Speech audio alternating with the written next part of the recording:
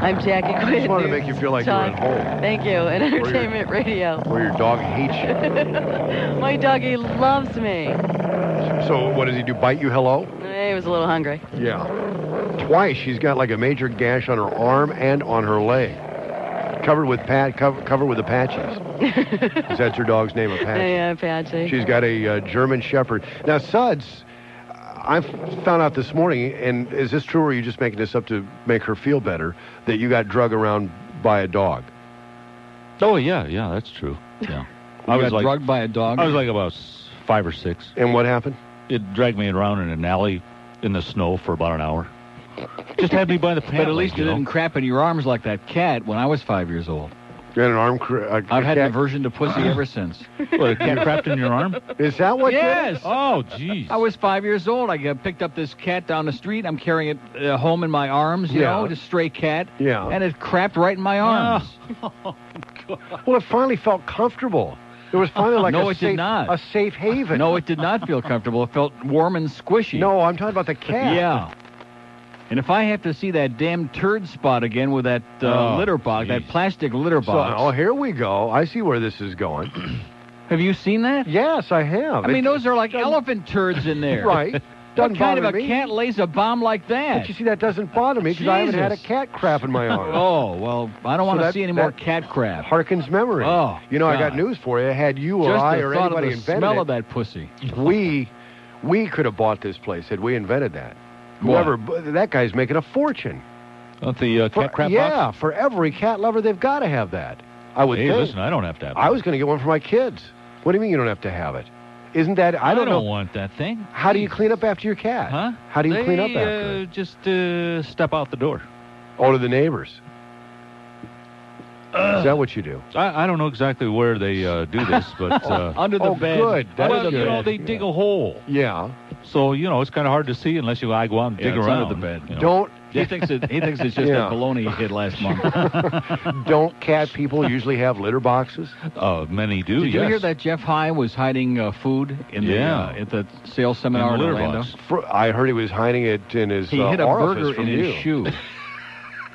No, he did not. Yes, he did. He hid a burger in his shoe. What kind of a burger? Pretty moldy by now, I would guess.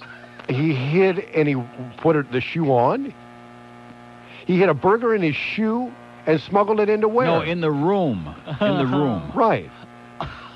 Why did he just hid food in various why orifices, does he have to hide various food? crevices? Are we looking at him? Just so that he would always have something there to pop in his fat puss. But he doesn't so have he probably hid some in there, too. He doesn't. Oh, God. What a thought. No wonder I hated that cat. Well, so you got the lowdown on the big meeting this last week or the conference or whatever? Well, George has got the other side of the story. I'm not touching that one. Oh, the hot tub story. Yeah. About the hot tub, and he was in there with some ugly bitch, not his wife. I couldn't figure out how they got two people in there. Well, George already told a story. Oh. I sat here with my mouth agape. That's how he sits, but there's usually something in it. I would not, why would he need to hide food, though? Did they stay by themselves? And the best part of the deal is he roomed with Mullen. Oh, so they didn't stay by themselves. Who was just in here feeding us to that line of BS. Right. Well, I'm finding this hard to put together, why he would need to hide food. Why couldn't he just come back with a burger? It's not like you look at him and say, gee, I bet you never eat. He was saving it for later. In his shoe. Kept it warm in there. Okay. I don't know. Maybe I just don't understand the food process. Okay, so he stashed a burger in his shoe. All right. We have lines open at Dade 751. You keep looking at that phone. While you were gone, we actually had participatory shows. Oh, get out of here with this crap. Adam, now you're sounding like Phil Hendrie. It's my fault. Are you lying about what? Yeah, as soon as I came back, the phones died. Yes. Yes. Yeah. Yes. It's like they wait. They wait for you. You're full of crap. Suds? Yeah, these things were full. Huh? Oh, a fat boy's in the... Is he here? There, yeah. Yeah, he won't come out. Jeff. Yeah, he's got a booger in his rectum. Jeff, take off your shoes. I'm hungry. Yeah, he just squashed it against the door. Anyway, yes, I'm not kidding. What? That we had plentiful phone calls all the way up until 10 o'clock. Yeah. I think they wait for you to just come in and unleash and unload. Stop with the stories, will you, with the excuses. You're starting to sound like Phil Hendrie now. No. Jesus God. Adam, is that a fact? I don't know. I wasn't here. Oh, that's right. That's Suds, right. is that a fact? Yeah, that's sure. You don't know. You weren't here. Yeah. I'm just making it up. I believe that. We have lines open in Dade, 751 WIOD, Broward 524-9463. Here's a mobile. Hello. Hi, guys. Hello, sir. How's it going this morning? Oh, perfect. Down here from Can't Orlando. you tell? Well, I've been listening for about an hour. Yeah. But I'm down here from Orlando. Glad to hear you guys. Yeah. I guess I'm not believing that from a couple of weeks ago where the shift change and all that crap was going on. Were you guys like it's lying happening. us or what? It's happening. Oh, really? This is it, baby, yeah. Because I heard Phil yesterday. I thought he was going to be gone this month. Well, so did Phil. Let me say it again. Phil Hendrie's last show is September 27th, okay? We've Oh, announced this. okay. It's been in the newspaper I over live in and Orlando, over and over so- again. And the problem is, see, we have a little bit of a credibility problem developing there. You know what I'm saying? Well, that's what I was thinking yesterday. I got Right. down here yesterday, and I was listening, and I'm like, what the hell's going on? So, I... Also, 3 I weeks wanted- from yesterday will be the Well, new lineup. Now, answer me this. Are you exposed to Ron and Ron where you are? Yeah, they're on JRR, I believe. And in what Orlando. do you listen to in the morning? In Orlando? Yeah. I usually listen to Howard Stern up there. How did we know that? Well, that's the only good talk radio up. If Neil was But up there in the you morning, just if you said- guys are in the morning up there, I'd listen to you. But you just said Ron and Ron were up there. They are. I can't listen to them too much. Well, try and time your trips for the afternoons then when you come down Because here. if you listen to them too much, it makes you gay. Oh, I Yeah. forgot. Oh, about yeah. that. That Fez guy really bugs me. Mm-hmm. Yeah. But I was going to ask Neil a question. Well, they're also. going to be doing mornings for us, sir. Oh, well, they're good. I mean, I mean, they're all right. Yeah. But I That was can't good. That was listen- very It's like good. vanilla ice cream. It's good, too, but you'd prefer something with a little more taste. Yeah. Right. That was very good. Okay, Mhm. that's good. All right. But I was going to ask Neil, did he see Bugliosi yesterday on CNN? He doesn't know who that is. You have to pronounce it right. Bugliosi. No, I didn't see him. Bugliosi. I thought I was See, saying it right. I said Bugliosi. Didn't too. see him. Yeah, he was on Talkback Live, and him and a black guy started yelling at each other. jeez. Yeah. The black guy being... Some black guy in a suit in the audience started yelling at him that Johnny Cochran was a 10 times better lawyer than he'll ever be. And You know, there was a thing on A&E. Wait a minute. yeah, They started yelling at who? Bugliosi. At Bugliosi? Bugliosi. That Johnny Cochran's a 10 times better lawyer than he'll ever be? The way Johnny Cochran's a clown, and anybody who reads the book will know that. that's exactly what Bugliosi. I'm He's not a even gonna jerk. try to say it. That's exactly what he was saying. He was like, "Have you read the book, sir? Have you read the book, sir?" And the guy was like, Well, first of all, what do you? That's that show with Susan Schnook, right? Yeah. "That's the Talkback Why do Live." you watch that show? What's I wrong wanted with to you, watch, man? I wanted to watch the outrage guy. Oh God, that's the worst show in history. You know, on Learning was Channel, great on there. on the Learning Channel the other night, they're doing a 2-hour deal on OJ, the trial. This, what's it called? Memoirs of somebody who was like sitting right Susan behind Schnook. what's She couldn't Goldberg. get laid in a I cucumber saw that. patch. Yeah, who is that? Memoirs of who? I can't remember. He was the guy who's sitting right behind the Goldman girl. Right, exactly. Very insightful, and a lot of things that you didn't hear before. Like Johnny Cochran knew that he did it, and he said, "Well, Right. of course he did it. Yeah. Absolutely that he did it." They mentioned that last night. And yeah, and this was before. And what did Cochran say? He's denying it now. Yeah, Now, that's what about right. He the said it thing was about a- his first lawyer that dropped the thing like a hot potato? Right, exactly. What the hell was his name? Howard. And did anybody? What the hell was his name? I don't know. Howard, some Jewish. His personal Jewish name. lawyer, his personal lawyer, and then he found and out he a little told, too and much. he said, well, Shapiro can take it, but Cochran was a friend of his, so he told him, don't take it. Right. They Well, got more than enough. I don't mean to interrupt. I found out something interesting. Cochran had never won a murder trial or something in like 20 years, or was it? Or Yeah. in a jury trial. And He'd Shapiro had won. never tried one. He'd never even tried one. Right. And this black guy in the audience was going, I mean, I'm not a racist here. I mean, Why what's wrong not? with me? Howard Weissman. I'm just saying. Bugliosi Very good. was Howard saying, Weissman. That was his original attorney's name. Yeah, he was just like Now, screaming out there. How you remember Johnny when Cochran was Kardashian- wrong. I'm so sick and tired of these professional coons, man. I can't stand it. Remember when Kardashian God. read that letter after they busted OJ on his wild ride with his friend Thank Cowlings? God black people Yeah, they don't commit mentioned that, crime. too. you They know? mentioned that, Oh, too. hallelujah. Praise the Lord that black people don't ever commit a crime. It's always a frame-up. Did you happen to see the date on that letter? Jesus God. No. How can there be so many stupid people reproducing so rapidly? The date on the letter was dated 2 days And guess what? There ain't no more welfare. before the ride. God, am I I don't sick know who of to it. listen to, Rick or Neil. I'm sitting there going. Well, both. I'm just like We're giving you interjecting. 2 shows for the price I'm of one. interjecting here. Oh, Use, okay. just use little razor blades, splice it up, and you'll get both I'm of going to them. be one Neil, of the what boys was with he a hood. talking about with this yellow notepad? Wait a second. Now, did you hear what I said about the notepad letter? Of what? The letter that Kardashian read from O.J. Do you remember that? After he got busted, he said... the suicide note. Right. Yeah, Did you notice? And it wasn't made mention of during the trial? The letter was written 2 days before the ride? Right. Yeah. Right. Like he was already apologizing and he knew he'd done it and they were getting closer in on him. And did you hear him talking about the lie detector test? And a score of like -6 or -8 would be real bad news. And OJ scored a -26. He told his mother on the phone from the Jeep, from the Bronco, about how it was her fault and she brought it on herself. He said that? Wow. OJ, yeah. Wow.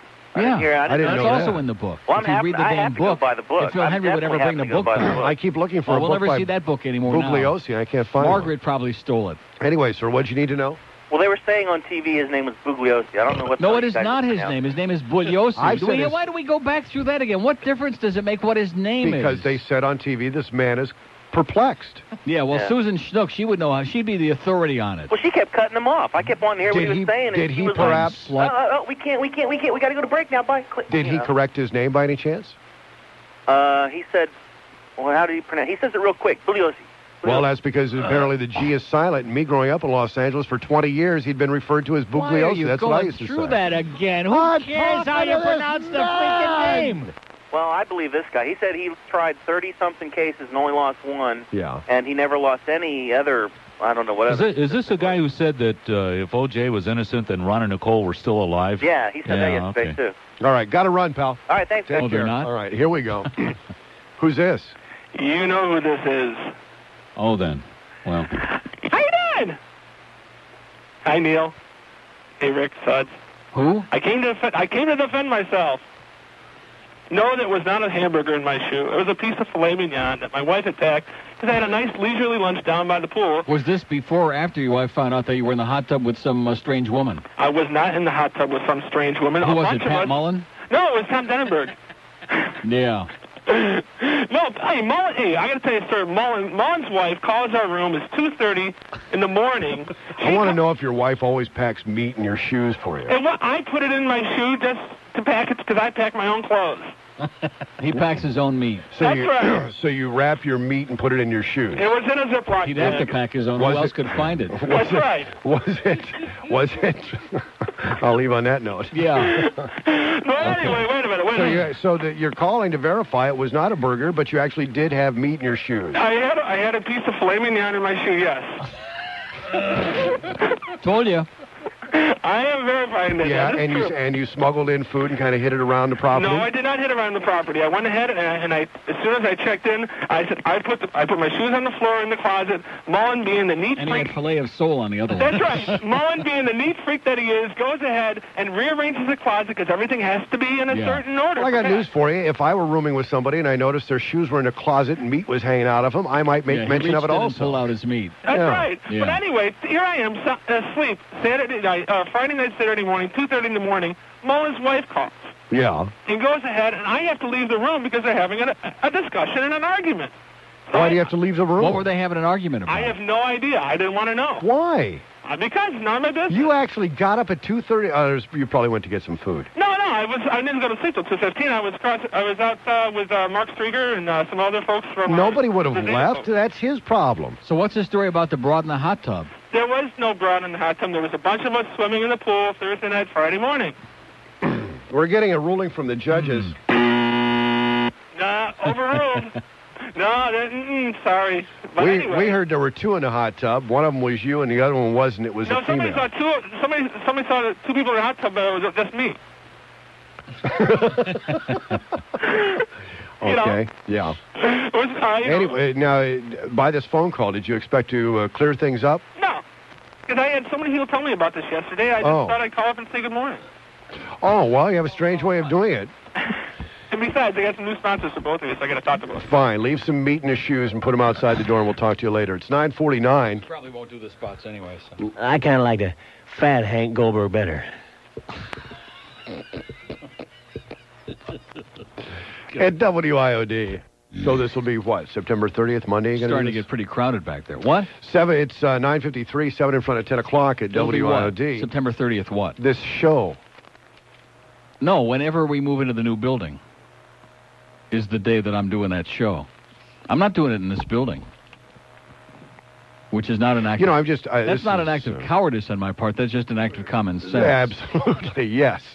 However, it's just becoming more ambiguous by the day whether we're ever going to move into that building. And you notice how magnificently they are now timing it so that the entrance and the exit of certain people in the building, we never see them. Not that I'm complaining. No, it's a good thing. But it's fantastic. It's just amazing how they're like in their little cubby hole up there, and there's almost like an invisible shield somewhere in the hallway. Well, they work for a different company. Yeah. And so they don't feel they should meddle. Outside of the fact that it occasionally dropped well-placed barb here and there about how your life is going to be miserable in the future now that you're not with us anymore. But that's just like, you know, instead of saying hello in the hallway. Let's go to, what is this, Hollywood? 714 reporting. Good show, Dragon. Yeah. Hey, thanks, man. You're saying Hollywood, too. You're a liar. I am not. You are a liar. You can't call from Hollywood on the 800 line. Yes, you can. Can you? Sure you can. Like I say, so what are you doing in Hollywood? I'm in Hollywood. Hey, I got a spy report for Neil. Yesterday, Phil Hendrie had Fat Rich on there. It was really him. No. But listen. No, wait. Let me ask you this question. Seriously. You heard that, right? Right. And you believe that was Fat Rich? No, but Fat Rich called. At 2:25, Fat Rich called and cranked Phil Hendrie. How do you know? I know Fat Rich's voice. He said, your audience is stupid, blah, blah. He talked on for a few minutes. And well, how do you know? That wasn't Fat Rich. That wasn't? No. At 2:25? No, neither the mumbling voice that Phil was doing, nor the old guy who's old enough to be Fat Rich's grandfather that called, and neither one of them was Fat Rich. See, I thought that was Fat Rich Siderman. No, the one that called was Fat Rich. No, it was not. Are you sure? Neil knows I've Fat known Rich Fat pretty Rich well. for like 10, 15 years. I'm telling you, it wasn't Fat Rich. Oh, well, I thought it was. It sounded like him. Are you sure that wasn't Fat Rich? No, he's not talking about the mumbling. He's not talking about Phil. Hendrie, He's talking about the old guy that called. No, it wasn't an old guy. That wasn't him either. It wasn't an old guy. He sounded just like Fat Rich. Okay, it was him. It was him. It was him. Everybody who called yesterday was Fat Rich. Yeah. It was about, They all were. On there about 2:25 or so. Outside of Fat Margaret. Oh, damn Margaret. She was bad. Yeah. Talking bad about y'all. Yeah. So I know. Well, see, it's always easy when you're going to rip the crap out of somebody to do it in another voice and then argue with the other voice and say, "Oh no, I can't. I don't go along with that." That son of a bitch. No, I don't. You know, it's always much easier to do it in another voice. Phil always sticks up for us. All I gotta say is Margaret is a butt plug. See ya. Okay. So that's going to do it. It's 9:56, 4 in front of 10 I was o'clock. asking about the roughnecks, not the rednecks. Did you ever find out about that? No. Some guy read out of some, what's heard that magazine? And that was the end of discussion. That they're from Ireland, which I find very hard to believe. They're the next U2. Yeah. Did they sound like U2? No, they did not. You think I would have listened to it? Exactly. That's what I'm thinking. Who wants the first U2?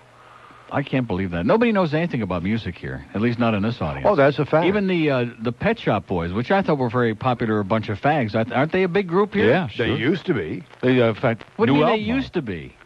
Have they done anything recently? Yeah. Of course, Really? they got a new. I saw their new video last night, which sucks. And then that other one, which we didn't have one call with the name of it. They play that video every 5 minutes on MTV. It's old got a Pet Shop Boys Spanish video? name, and it's The old Pet Shop Boys? Was that Fat Rich? What was the original Pet Shop Boys hit? West End Girls. Exactly. West End Girls, That's yeah, what that I was probably the guessing. best known, This is yeah. like Right. in between. It's like Okay. the one before, whatever their new single is. This was the one before. It was a gigantic hit, and it's got like a Hispanic name to it. Say to something like that. And the video is got all these young people at the beach, naked, and it's unbelievable. And we don't have one person in this audience that knows what it is. Do we have anybody I haven't other seen than- it. Huh? I haven't seen I don't have a No. clue either. Yeah. Well, see, they don't show Wait, the good see, stuff. and it's over hard here. also because since we watch them here all day long with no sound, you don't know what song In is fact, playing. it was It's like, on here look, yesterday. I potted up the audio. It was on MTV Latino. All we ever see is this, the Macarena. No, but seriously, that's why nobody sees it. Because first of all, MTV Latino is only on like 2 cable systems in all of this town. Right. Yeah. And 2? it's being. Wow. I think there's one other besides Gold Coast. There's one other one in Hialeah or something like that, where a bunch of spics are. And that's it. So nobody else sees it. And if you put on MTV, all they got is nonstop rap music, man. Is there anybody white that sings music anymore in America or not? And I even brought up the 3T, which they're almost black. Yeah. And Well, I'm lost. I'm thinking about the UPN network, but then we won't get into that. UPN network? UPN, yeah. Why would you be thinking about that? Well, because you talk about rap music and all of that, and every sitcom that I hear somebody called about, yesterday and said too many black sitcoms. They're all black sitcoms. Moesha tonight. It's just like the population. Moesha they and reproduce real fast. Homeboys in Outer Space tonight. Yeah. I got to get home and If watch black it. people can reproduce that fast, why can't the sitcoms? Where are they? Don't they land on the planet Caucasia? Caucasus. Caucasus. Yeah. Anyway. Wait till all the people on Star Trek show up black. That'll do something. As opposed to purple and green, which they are right now. Well, they got a black Vulcan this year. They could have the Hispanic version on Telemundo. They could have Mr. Spick. You know, it's 9:58 at WIOD. Good God Almighty! What a humongous penis! Wow!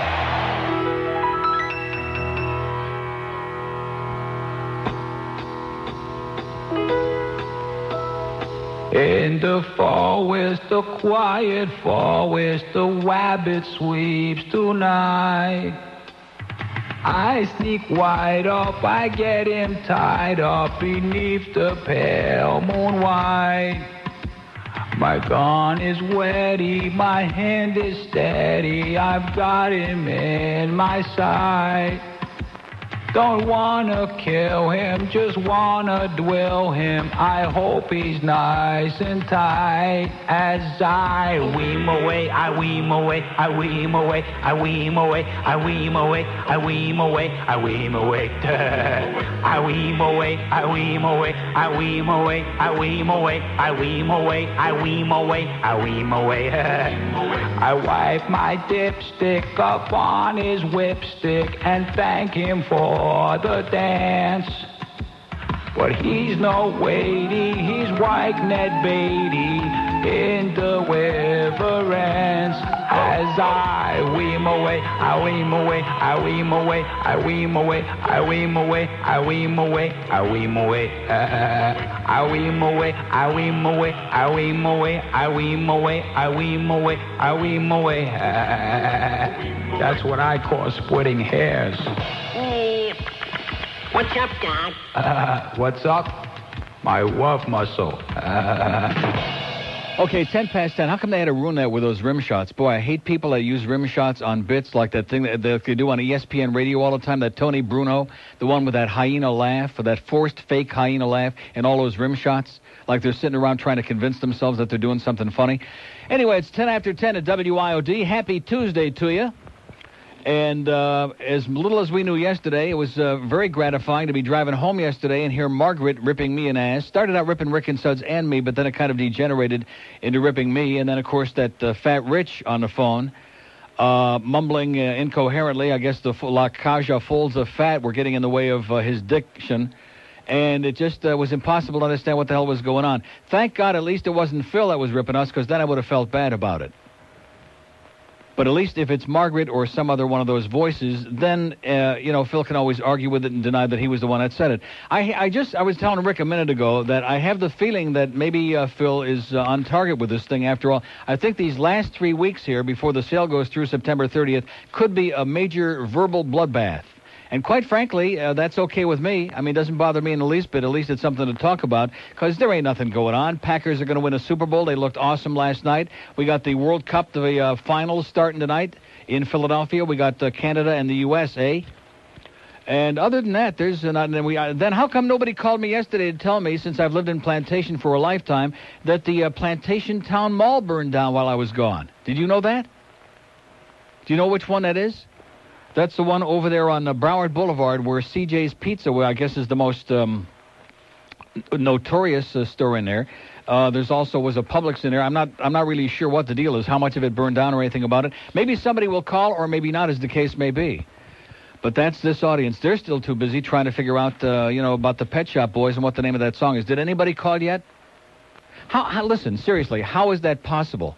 That song was such a major hit, and granted, not everybody's into fag music like the Pet Shop Boys or their videos, but it was like a major hit, okay? I mean, when I'm starting to feel like I'm moving a step ahead of this audience in my taste in music, you know we're in big trouble. Big trouble.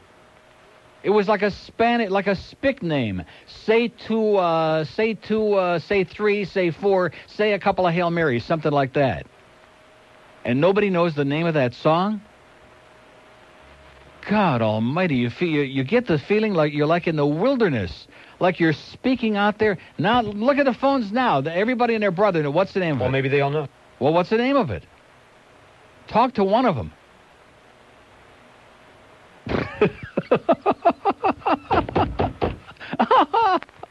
It's only like 3 words.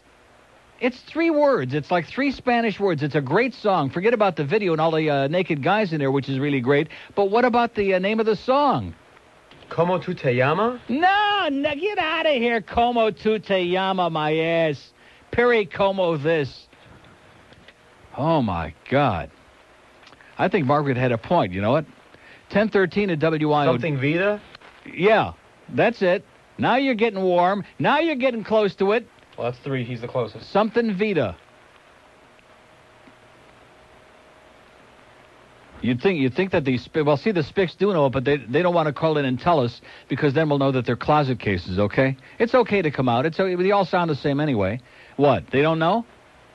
Unbelievable. Did I say 1013 at WIOD? Is your life devoid of spiritual nourishment? Do you feel yourself lonely, longing for belief in a higher power? Well, then why don't you go to church? They're on every corner. Phil Hendrie, 2 to 6 p.m. on News, Talk, and Entertainment Radio, 610 WIOD. So anyway... You know, Fat Rich reminds me of my mother. 1017 at WIOD. I'm not going to proceed till we find out the name of that song. WIOD. Hello? WIOD. The name of the song is Eris 2. Yeah, right. Oh, my God. Airhead 2, is that what he said? Oh, he must have been looking in the mirror. 751 WIOD. I'm not moving along until I find out the name of that song. It was on here yesterday. Don't tell me that song wasn't... It's like a European thing now, that they got songs that aren't released here, that I'm like dreaming. It was on MTV Latino yesterday, and believe me, it was more that propaganda stuff, U.S. videos that they're pumping out to those Spicks down there. So it'll probably be on at the same time today. But too late. Yeah, no, seriously, you're right about that. They do show these damn same things over and over and over again. WIOD. It's Pananero. Yeah, right. Pananero. Okay, 751 WIOD. The winner, the person that's got the right title of the song, wins a date with himself. 751-9463-524 WIOD 1-800-944. They were lighting up there frantically there moments ago, and I thought something La Vida. Something about life, as in go find one, go get one, get a search party. I'm telling you. WIOD. George. Yes? It's Tracy. Is it an old song or a new song? I have no idea. Is it old? It's Tracy. Is it old? I can't believe it. Turn the radio off, Turn Tracy. the radio off, Tracy. Jesus. What's the name of it, Juan? Domino Dancing? Domino Dancing? No, it's not Domino Dancing. I just got through saying it's got a Spanish name. It's like 3 words. They have a brand new album that comes out today. Yeah? So it might be off of that album. I'll find out about it and call George. Okay. Hey, Plantation Mall? Yeah? There was, the Publix is fine. Yeah? And it's like a couple stores next to CJ's. CJ's had a fire in their place. Jesus. So in other words, it was an extra cheese pizza that started it? Too much oil in the cheese. Too much grease. Okay. Okay. Thanks, Tracy. Bye. Send those Guidos back where they came from. You notice I mentioned that yesterday. There wasn't one, and I'm glad to see that, too. I think that was a good sign that people do understand the difference between real Italians, as in the people from Italy, and the Guidos from New York who give Italian-Americans a bad name, most of them. And then there's no similarity whatsoever, just as there's no similarity with much of the so-called Italian food. What now? Everyone has a shtick line. Everyone's calling with some stupid Well, what do you expect? Well, tell them to stick it in there. Rectum. WIOD. Neil has the name of the song. Yeah, I bet. Pananero. Yeah. Pananero. Now, what does that mean? He already called and I hung up on him. No, but there was another one that said the same thing. What does that mean? You're the one that knows Italian. Pananero is an Italian. This well, is it ain't not Spickish. So in other words, you're telling me that the Pet Shop Boys are Italian now? No. Is that what you're telling me? No, what the Italian Pet Shop Boys. Brother, all I can say is... You know, Fat Rich reminds me of my mother. Okay, 751 WIOD and Dade 524. Now, we can kill 4 hours with this because we're never going to come up with a name for it. We aren't. And it's everywhere. It's all over the place. Why don't you call up Gabe Baptiste over there or call up somebody at MTV Latino? They play the video. It's a great song. It's fantastic. And I don't even like them, okay? I like their videos, but I don't like them. They can I was going to say suck, but they already do probably a lot.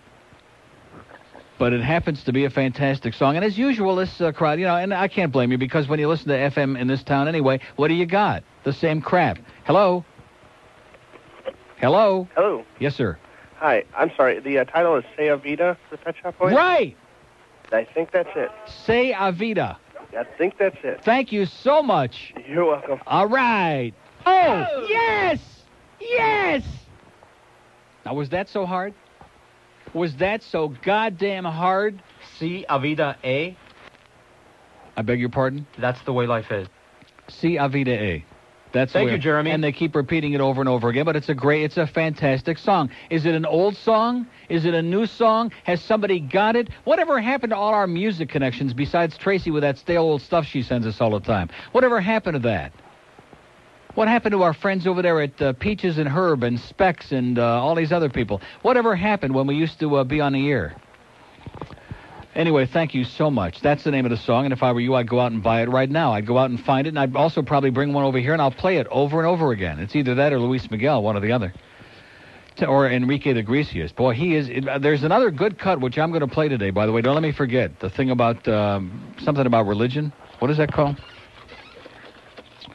Oh, it just goes on and on. It's called Experiencia Religiosa. And I don't think the lyrics have anything to do with that, to be honest with you. Although it does start getting real gospel, Bible thumping in there, and it just go nuts. It's great. Nice going, Enrique. 1022 at WIOD. News, Talk, and Entertainment Radio. News, Talk, and Entertainment Radio. 610 WIOD. Get down on your hands and knees and lick my boots. Boots and what? Puss in Boots. Here's the ditty about a biddy in my city. Not as old as dirt, but she sure is pretty. Oh, I tell you, it's quite a pity. Living all alone on Social Security. She's not acting, it's a true setup. Walking by the door in her brand new get-up. She trips, she falls, she tries to call. I've fallen and I can't get up. I've fallen and I can't get up. Yo, man, didn't I see you with her one time? Oh, man, cheer that noise. Yo. Me and the crew used to parlor dance, blew her. And now she's not allowed to dance. They drove her away in an ambulance. Make it get commercials, making big bucks. I've fallen and I can't get up. I've fallen and I can't get up. So wouldn't you know, it turns out, and this bears out exactly what I was saying before, it turns out to be not a Hispanic name, it's an Italian title. Say Avida A. And what does that mean? That's the way life is. That's the way life is. And the name of the album is Bilingual, which is the new album, which is coming out today, and Tracy said she's getting me a copy of it, like immediately, if not sooner, probably tomorrow. So that's the name of the song by the Pet Shop Boys, and that's probably why I saw it on the TV over there in Rome, is because it's Italian. It's the Pet Shop Boys in Italian. And the point I was making is, you notice that the American Guidos, they don't know from nothing Italian. All they know is a big bunch of sauce. Just take a whole bunch of sauce and ladle it on a bunch of noodles, and that's Italian. And the interesting part of it is when you go to Italy, which I've been there like over 30 times now, the American tourist, and there are far too many of them, but there are a lot of them, they're not Italians. They're like Irish, and they're like Jews, and they're a variety of other goyim, but there's almost no Italians. It's like that kid, that 20-some-year-old kid that called Phil one day several months ago, said, well, I'm Italian, but I would never want to go to Italy. And I came on the next morning and I said, what kind of a moron would say something? What is he afraid he's going to see there? What is he afraid? Is he going to find out what being Italian is really all about? Like maybe he'd have to, sew his foreskin back on or something like that to please George? They don't really mind, to be honest with you. They don't care one way or the other. They're not like judgmental about stuff like that. They don't care. Whether you got 3 skin, 4 skin, just kiss me on both cheeks and that's it. And mean it. That's all. Say Avida A. Say Avida A. It's an Italian-Canadian song, eh? What's wrong with you people? When are you going to get into the 21st century already, for Christ's sakes? You're living in the past, in the dark ages, because you're listening to all this crap on the radio here on FM, all this slush music. How many times can you hear the same garbage over and over again? Haven't we heard Creedence Clearwater Revival enough yet? Enough yet? Yes. Exactly. Jesus, God, if I have to hear Rollin', if I have to hear that one more time, man, I'm going to take that radio, I'm going to shove a Fat Boy right through it. Leonard Skinner. Sweet Home Alabama. How many times do you rednecks have to hear Sweet Home Alabama just one more time? I could understand if you're over there in the Dunder Dome in Tampa. Oh, you ought to see those rednecks go crazy when they play that over there. Yeah, you're laughing. I'm serious. They just go ape shot. Oh, yeah, Sweet Home Alabama. Pick that thing, baby. We don't care if it never heals. Just pick it. Oh, God. So anyway, 524-WIOD is the Broward number. We're waiting to see a little action over there. We're not going to see any. I can see that already. Here's a lady mobile in Miami Beach. Hello. Hi, can you hear me, Neil? Oh, bad connection. Oh, really? Real bad. Call me back. The worst. Well, at least she tried anyway. 751-WIOD and Dade. The Broward lines are all open for you. 524-9463, 524-WIOD. And the two green lines, 1-800-944-9463, 1-800-944-WIOD. So I come in yesterday morning after being away for 10 days, and I had that legitimate call from the real Fat Rich at home the afternoon before, just a scant hour after I walked in the door, to give me his usual hysterical spy report and Yenta job. And all I did was come in yesterday morning and ask Rick and Suds what it was that was going on, especially on Phil's show, because I heard about these bizarre things that were going on. And all of a sudden that turns into like now the knives are coming out and we're stabbing each other in the back.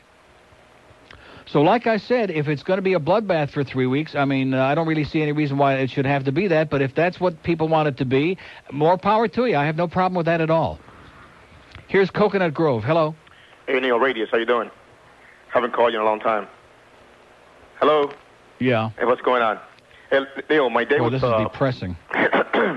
My day was going great, so... Mine was, too, up till now. Come on, Neil. You're so chronic, man. What do you mean chronic? I haven't called you in the longest time. You know, the only reason why I called you today is because I'm off from work and you're back from vacation, which tapes were ponderous. My God. Anyway, I was jogging down by Money Trainers this morning, and guess who I saw? He was jogging just by me. Brian Norcross. I called him. I turned around. I told him, "Hey, Brian, you blow." He shook his head. He just kept on jogging. Yeah. What a moron.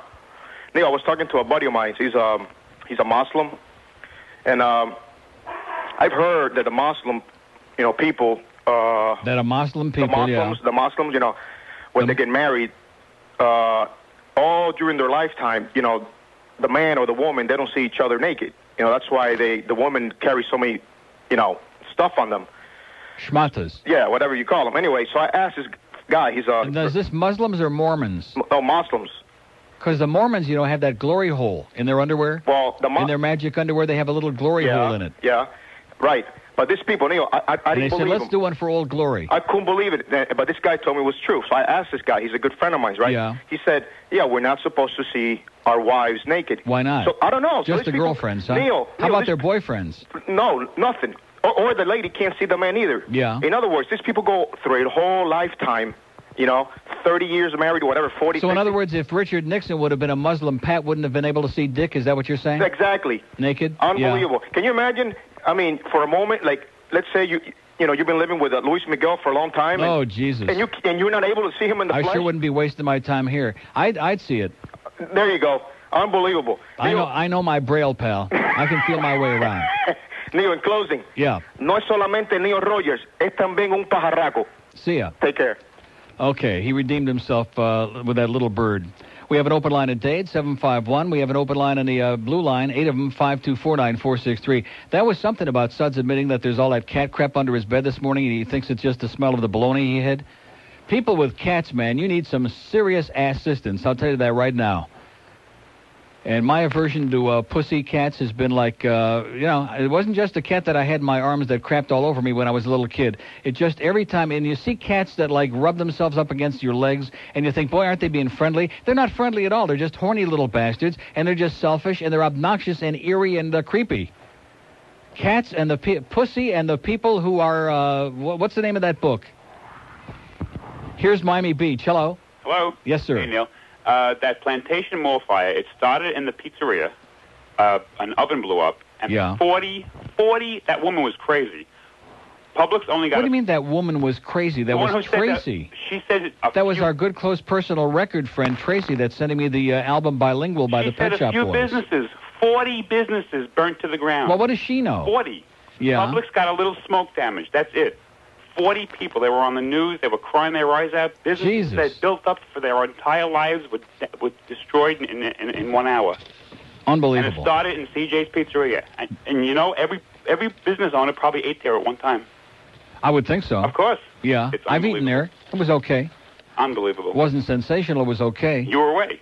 Huh? You were away at the time. Yeah, it was on Friday, right? Happened over the week, right. Well, how come all these things that happened and nobody is telling me about them, and I'm finding out about days later in old stale articles in the newspaper? And you live there. Right. That's amazing. I live a stone's throw from there. I live a good, strong rock's throw from there. I know you do. Yeah. And also, Well, that's depressing. We sent our condolences to all our good friends at CJ's. Terrible. I think they used to be a sponsor one time, many years ago. Yeah, they were. A long time ago. Right. Yeah. They were, I know. I've eaten in there a few times. It's okay. Yeah, well. Not anymore, I guess. Not anymore. Well, maybe the Pizza Loft will, maybe he'll come up with a different location for his reopening. Have a great day, pal. Thanks. Thanks for the bad news. Okay. Okay, we send our condolences to all our good friends at the Plantation Town Mall. It's a landmark in Plantation. Plantation's a pretty, it's okay as bedroom towns go.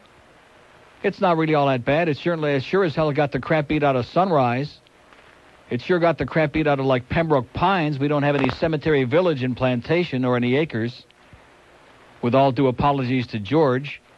It's got the crap beat out of Hollywood. I mean, you look at the various bedroom towns, which South Florida is just a compilation of one after another after another. Just a whole bunch of disconnected bedroom towns is what this town is all about. There is no downtown Miami, at least not one, a recognizable one that anybody shops at or walks around in and without taking their life in their hands or something. There certainly is no downtown Fort Lauderdale that has any significance. Would you say there's a downtown Fort Lauderdale? That Las Olas. Well, but Las Olas is not downtown Fort Lauderdale. Las Olas is a bunch of artsy-fartsy shops and restaurants. Very Overpriced pretentious, crap. overpriced, very pretentious, very Tourist plastic, touristy, exactly. But there is no, and I've told you that for 20 years, and there still isn't, and there never will be. And there never will be any Miami Arena either, and Mickey Harrison is going to be crying the blues. And you can be sure, by the way, and I neglected to mention this yesterday, you can be sure that the Miami Herald is going to be behind Art Teal, hook, line, and stinker, okay? Because Alex Pinellas was the one commissioner that had the balls to vote against the arena in Miami. And he's the one that's running against Art Teal for mayor, for Metro Mayor. And so the Herald, with all of their connections with Mickey Harrison and with, what's his name over there at Channel 6, that the grave robber, Ike Siemens, they're all going to be in cahoots together, and they'll be backing Art Teal to the hilt. You can bet your life on it, okay? You can bet your stinking life on it. Just like they backed Joe Carroyo in the city of Miami because they got him hook, line, and stinker locked up, too. But guess what? People like Joe Carroyo and the Miami Herald and Tony Ritter and all those goyim over there, they're not getting their way anymore. How do you like that? Too bad. Oh! And let me make it very clear to you one more time. Just keep this in mind. When a man whose last name ends in a consonant, takes on a man whose last name ends in a vowel, no contest. 1037 at WIOD. Why don't you go back to New York, you wop bastard?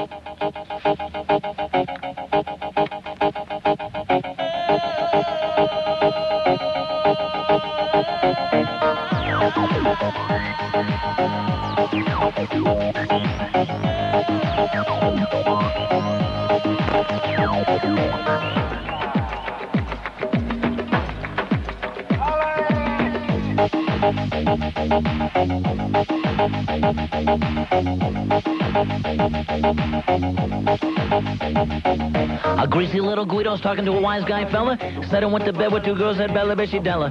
Turns out it was your mother and your younger sister Stella. Hey. Hey, Bafangula. Driving down the highway in my IROC with my honey. Well, I saw a school cop after the Wap who owed me money. So I blew his tires with my Smith & Wesson gunny. Hey, Bafangula. Bafangula, Bafangula, Bafangula. La Costa Nostra is the only family for me. Bafangula, Bafangula, Bafangula. Like Campo, Don Corleone, and John Gotti. You will find the business very busy. Down in Vegas and as far as New York City. In New Jersey, it's not hard to find us. In fact, they don't really seem to mind us. Remember Jimmy Hoffa for all the money that he spent? And the bastard never paid us back, we didn't see a cent. Now he's working for the Meadowlands, holding up some man. Hey, Bafangula. Oh! Bafangula, Bafangula, Bafangula. Bafangula, Bafangula, Bafangula. Bafangula, Bafangula, Bafangula. Hey, Bafangula. But the 1043 at WIOD. We got a couple of lines open in date 751. If you really rush, if you race to the phone. So now somebody says it's Portuguese. It's not Italiano. It's Se a vida e, which that don't sound like Italian to me anyway, to be honest with you. Somebody says it's Portuguese. So if there's anybody from Brazil out there that knows they're Portuguese, or if there's just somebody out there who can't speak straight into the corazón and gracias, who speaks with a speech defect, call in and make a fool out of yourself. Here's Miami. Buenos dias. Neil. Yes, sir. How are you, sir? Great. Great to have you back. Okay. Hey, listen. If you say so. Well, no, believe me, it is. Great to be had. Yes. Hey, listen, a buddy of mine, we're going to be not being able to listen to you for a while. Why not?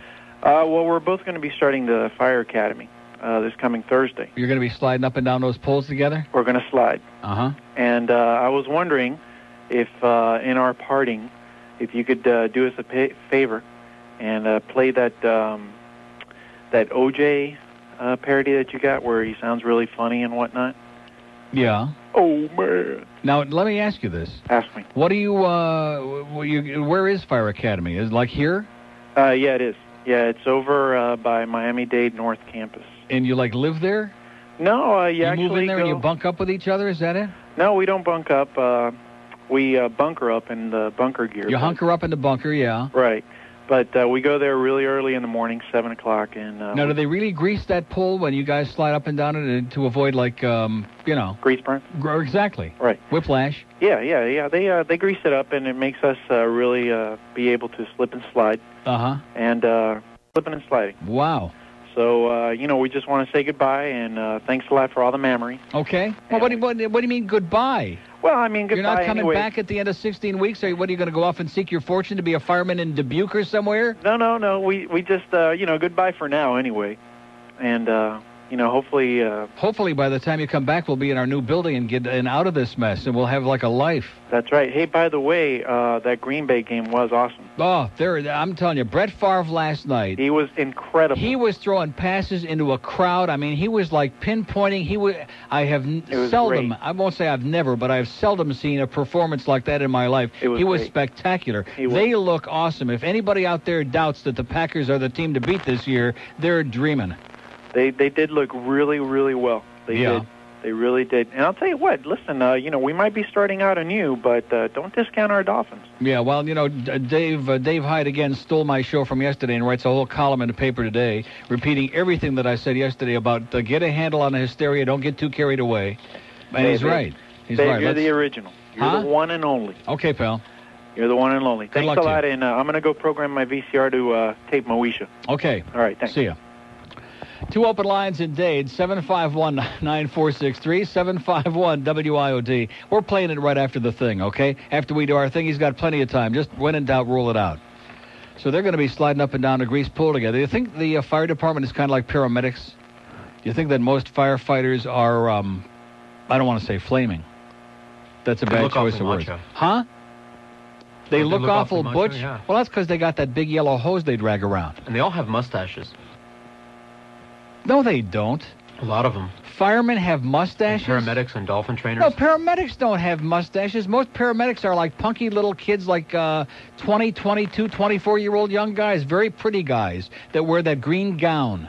Maybe it's just all the ones on TV. Remember that song, Alice Green Gown? Well, that's what they wear. Most paramedics are, trust me when I tell you, flaming. Oh, there he goes again. You know, those faggots, they think everybody else... Well, even if they're not, it's more disturbing to everybody else to think that they might be. 1047 at WIOD. If you healthy as hell. 10:53 at WIOD. We have all the date lines open all of a sudden. We got some new deal going on there. There's always a new deal going on in this town. You know, it's 751-9463. 751. So the important thing, let's see, Cam Neely retired while I was on vacation. It's in the paper this morning. Mario decides to come back for at least one more season. Mario does, and didn't I tell you that if he didn't play in the World Cup that he would play the season for the Penguins, and he will. Canadians Jocelyn Thibault signed a 3-year contract, and they also signed left-winger Martin Ruchinski to a 2-year contract, who's a hell of a player. And we got the World Cup starting tonight, the finals in Philadelphia, U.S. and Canada and the USA. And that's it. And, of course, we got the Dolphins and the Jets on Sunday. Sunday, by the way, is Fat Rich's birthday, okay? So I guess he got his present from Phil yesterday. That's one thing. Let me say it again. When you rip somebody in somebody else's voice, man, it's always a good excuse. Here's a lady in Palm Beach Gardens. Hello. Hi, Neil. Yes, ma'am. Good to have you back. You had me in stitches yesterday about those Madrid stories.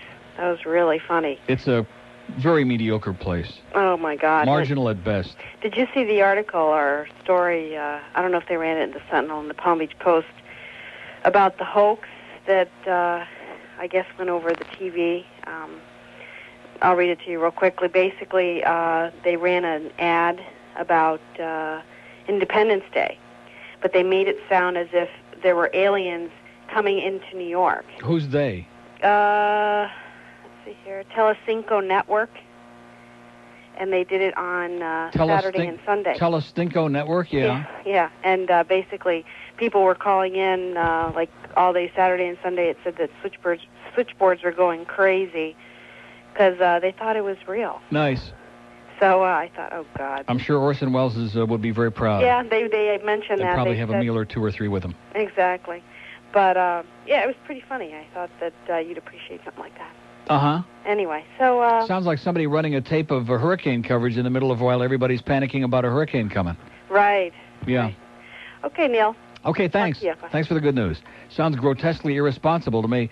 Date lines wide open there. Look at that. Looky here. 751. Is it possible or is it just, it must just be me. 751-9463, 751-WIOD. Maybe the residue of that stuff that Andy Calb was wearing yesterday is seeping through the speakers of radios all over Dade County. Didn't he smell like a French whorehouse yesterday or what? Polo for men. Plus, he was also, it seemed to me, very recalcitrant for the usually ebullient and flowing forth with crap Andy Calb. It seemed to me that he was also part of this almost hostile, you know what I'm saying? He's become very disinterested, as you might imagine. Well, you know, I'm glad that you mentioned that about being disinterested, okay? I wasn't going to bring this up until I decided to bring it up, which was today. But and I don't want to sound like holier than thou, because I'm going to be honest with you. I'm just, you know, I'm showing up here every day doing the best I can, trying to make something out of nothing. And I've been doing that for 20 years, very effectively, by the way.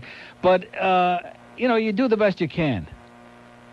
But when you have a little bit of pride and self-respect in what you do, you don't just kind of, and I'm not talking about Andy, I'm talking about people downstairs, for example. I'm not going to single out any salespeople at any level of our sales department. I'm not going to single out any people responsible for copy, for producing it or typing it. But, you know, you go away for 10 days and you come back, and people are paying very serious money on a radio station to advertise, for us to do a job for them.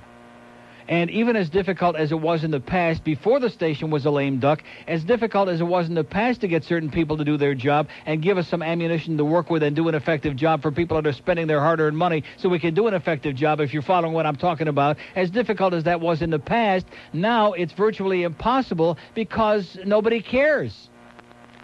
I mean, if they didn't care before, you can imagine how much they care now. Because maybe they're not going to be here, or maybe they might be here, but they're not really sure, or maybe they're pissed off because nobody tells them. Who knows? But if you think I'm exaggerating in terms of being in limbo here, baby, I mean, we're talking about some people that just show up and take a paycheck, and that's it. Trust me when I tell you, show up, go through the motions, take long lunch breaks, run around a building, schmooze around a lot, do a lot of yenta crap, backbite, and just like that thing yesterday, okay, that little episode that we had in here, which of course will not go on the air, and there are certain people amazed at the fact that I'm not more in tune with what the personal lives are of the people I work with. Let me just tell you this. I don't care about the personal lives of the people I work with. I wish them all the best. I wish them nothing but the best, except for Johnny Dolan. And that's it. I don't get involved. I'm not running around doing a Yenta routine to find out which one is sleeping with this one. I know certain alliances we got in the building because they practically shove them in your puss. You know what I'm saying? I mean, when you show up to do an appearance and you've got this one is sitting on somebody else's lap, you automatically assume that something might be going on there. Do you know what I'm talking about on that? But that's okay. I have no problem with that. But it's just that I'm not running around looking to find out who's sleeping with this one and who's doing it. I come here to do a job and get the hell out of here. I mean, get the hell out of here at 2 o'clock instantly, immediately, if not sooner. That's it. I don't come here to schmooze around. I don't come in here to gossip around who's screwing this one and who's... Because, quite frankly, other than JC, there ain't nobody in this building I'm interested in touching anyway. Is there? Did I leave anybody out? And I haven't seen him lately either, by the way. Hi, Annette. Well, at least she's smiling anyway. That wasn't a shot. That was just a personal observation, that's all. That there's no secret there. Don't start again about how big it is and how good it is. You know, Jesus, talk about stereotypes. Now, was her last husband Cuban or what? Puerto Rican. Oh, Puerto Rican. Well, that's not even a contest. Now she's going out with a black guy, and the big deal is that the black guy's like 4 times the size of the Puerto Rican guy. Is that a surprise? Is that a shock? So that gets it up to 4 inches. So anyway, what was I talking about before she started again with this black and white thing? Now, this is back on that Phil Hendrie thing again. Don't you sometimes wonder about that whole thing? Don't you ever wonder about that deal? We have an open line on the green line. What? Oh, boy, I'm telling you, don't get me started. Don't get me started today because I'm ready. I am really ready to unleash. If you want a bloodbath here, if you want a radio war, the likes of which you never heard, it will take very little to instigate this kid, okay? Because I have never seen anything like the last 4 months, which has only seemed like about 150 years, and I have blood gushing out of my teeth. I have blood gushing out of every pore in my body. I'm going through a cerebral hemorrhage as I speak now. Your window into the soul of stupidity. WIOD, Miami, Fort Lauderdale. News, talk, and entertainment radio. 610 WIOD. Oh, man. As soon as we wake those bastards up. Here's Fort Lauderdale. Hello. Hello, Neil. Yes? How you doing? Great. Hey, let me ask you something. When Mickey Harrison started this whole thing about his arena, wasn't he aware that there was still a majority of people down there who live in Dade, you know, as unfortunate as it may be, that thought to themselves, well, hey, I still got half a brain in my head. I don't want an arena in another. You don't understand. They never had the intention of having it on the ballot in the first place. Yeah. Dan Paul became the chigger in the woodpile when he came along and started gathering these signatures on the petitions, and they wound up getting it on the ballot, and now it's going to go down in flames beyond a shadow of a doubt in November. There is no question, and especially because it's, you know, a presidential election year, you have a big turnout.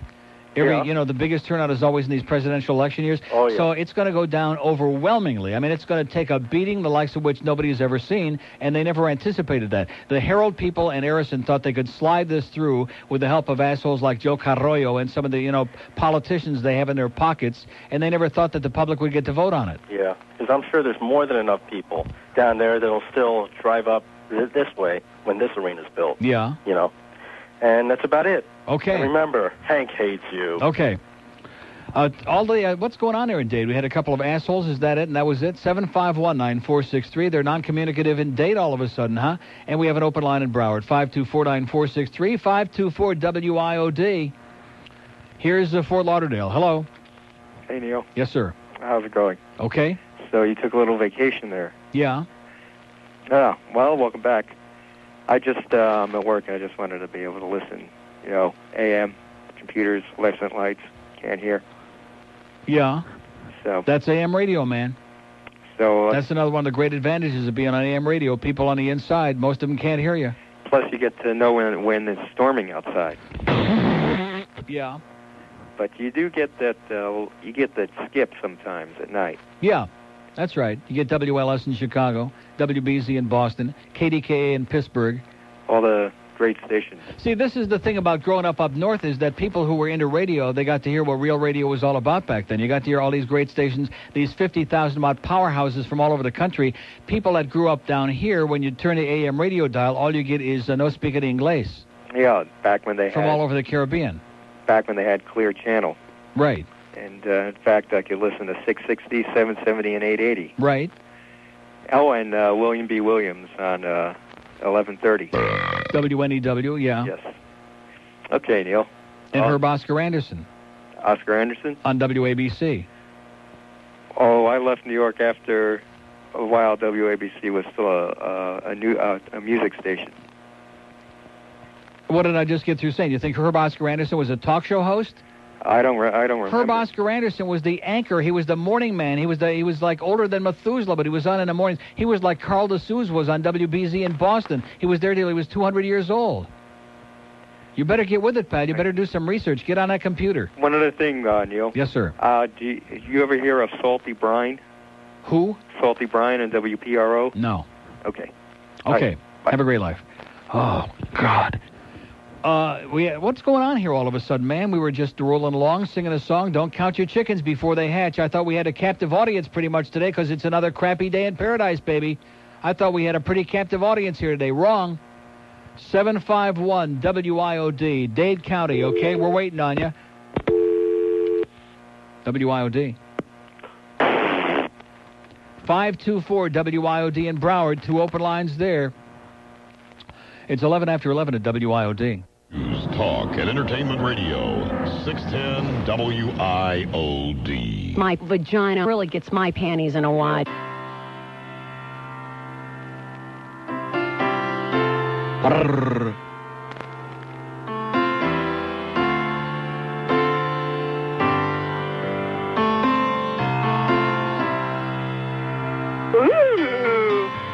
Un poco de ti para sobrevivir. Esta noche que viene fría y sola. Un aire de éxtasis en la ventana para vestirme de fiesta y ceremonia. Cada vez que estoy contigo yo descubro el infinito. Tiembla el suelo, la noche se ilumina y el silencio se vuelve melodía y es casi una experiencia religiosa. Sentir que resucito si me toca. Subir al firmamento prendido de tu cuerpo es una experiencia religiosa. Casi una experiencia religiosa. Contigo cada instante en cada cosa. Besar la boca tuya merece un aleluya. Es una experiencia religiosa.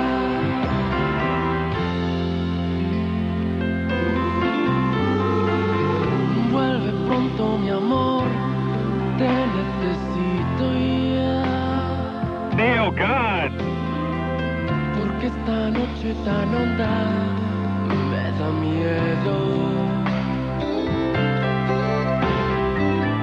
Necesito la música de tu alegría para callar los demonios que llevo dentro.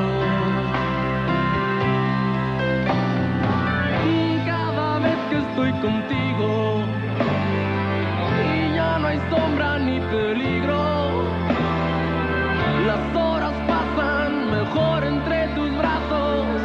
Me siento nuevo, ya nada le hago caso y es casi una experiencia religiosa. Sentir que resucito si me tocas. Subir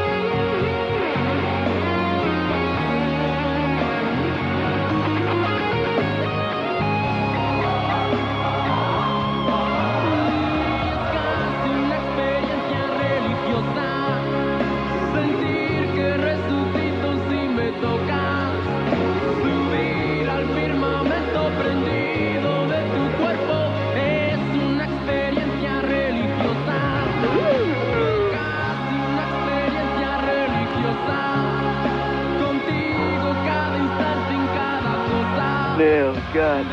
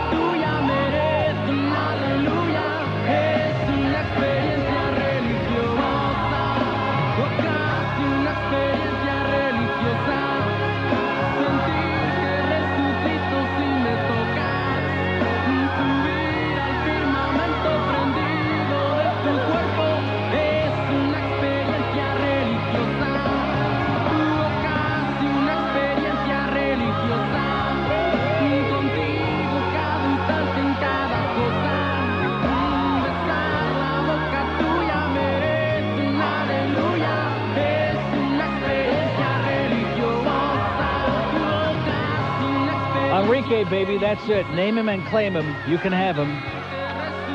He's okay in my book, I'll tell you that. He's no... now, let me ask you this. How come he says, like, corazón, and what's that other word that he said in there? There was some other one where he did the like that. And Luis don't say that. Mexicans don't do that? Because I think Enrique is a Spanish spick. Isn't his dad? Yeah. He's a Julio. There are a lot of spicks that think that that's cool, that gets them closer to the mother country if they live. Closer to their mother? If they speak Castellano. If they speak like that, they sound like a mother to me, I'll tell you that.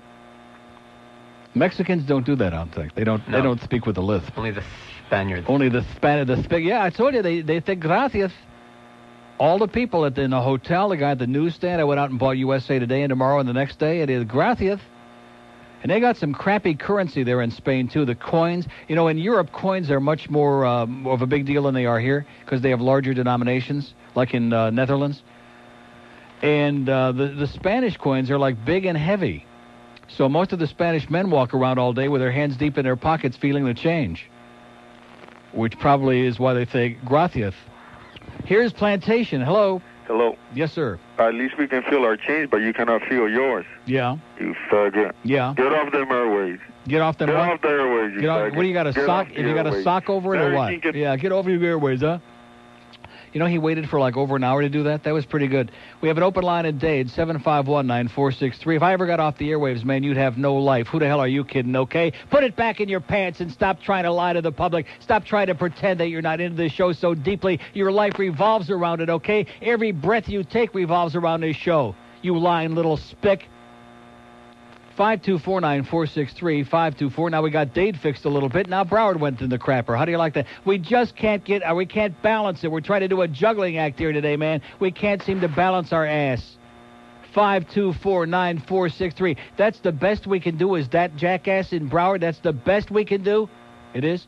1121 at WIOD. Ted Turner brings you for the first time anywhere the off-colorized version of the film classic Gone with the Wind, starring Vivien Leigh as Scarlett O'Hara. Oh, Red! And Andrew Dice Clay as Red Butler. Do me, honey! Oh! The off-colorized version of Gone with the Wind on TNT. Oh, Red, do listen to me. I must have loved you for years, only I was such a stupid fool I didn't know it. Please believe me. You must have. Listen, honey, I've had enough of this Ashley. I'm out of here. I never really loved Ashley. You lying bitch. I guess when you had your tongue in his mouth, you were cleaning his teeth, huh? Andrew Dice Clay and Vivien Leigh in the off-colorized version of Gone with the Wind. You go. Where shall I go? What shall I do? Why don't you become a hooker? Because frankly, you bitch, I don't give a fuck. And coming on TNT next week, the off-colorization of Leave It to Beaver. Beaver, I have never been more disappointed in you than I was today when you walked in the principal's office wearing that horrible sweatshirt. Well, Dad, I was a little more disappointed when I found out you named me after the first thing you saw when I was born. Catch all the action this week on TNT.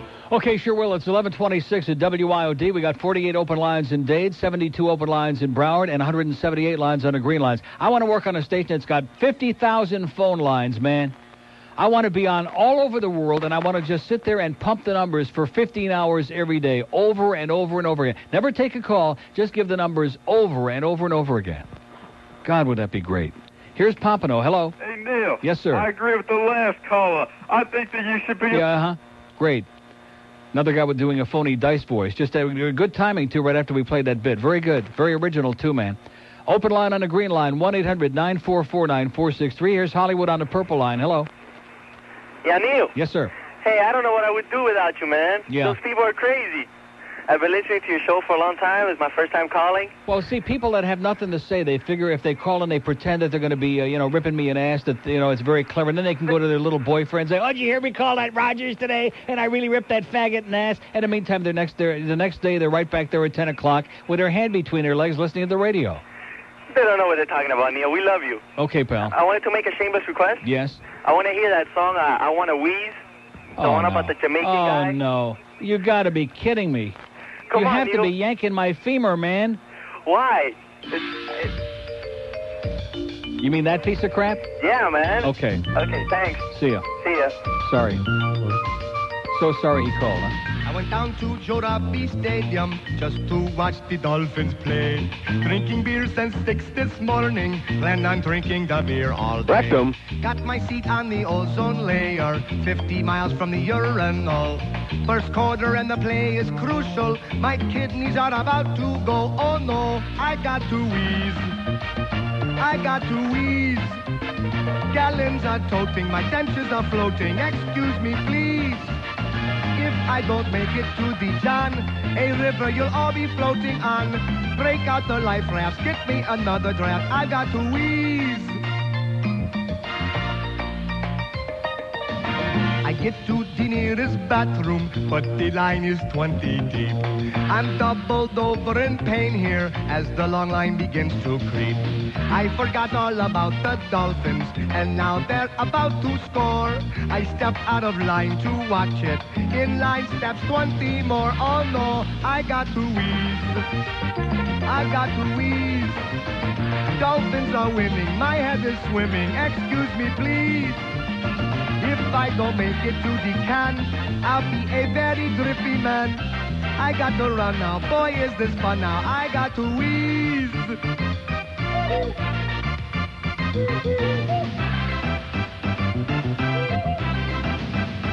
I got to wheeze. I got to wheeze. Gallons I'm toting, my dentures are floating. Excuse me, please. If I don't make it to the John, a river you'll all be floating on.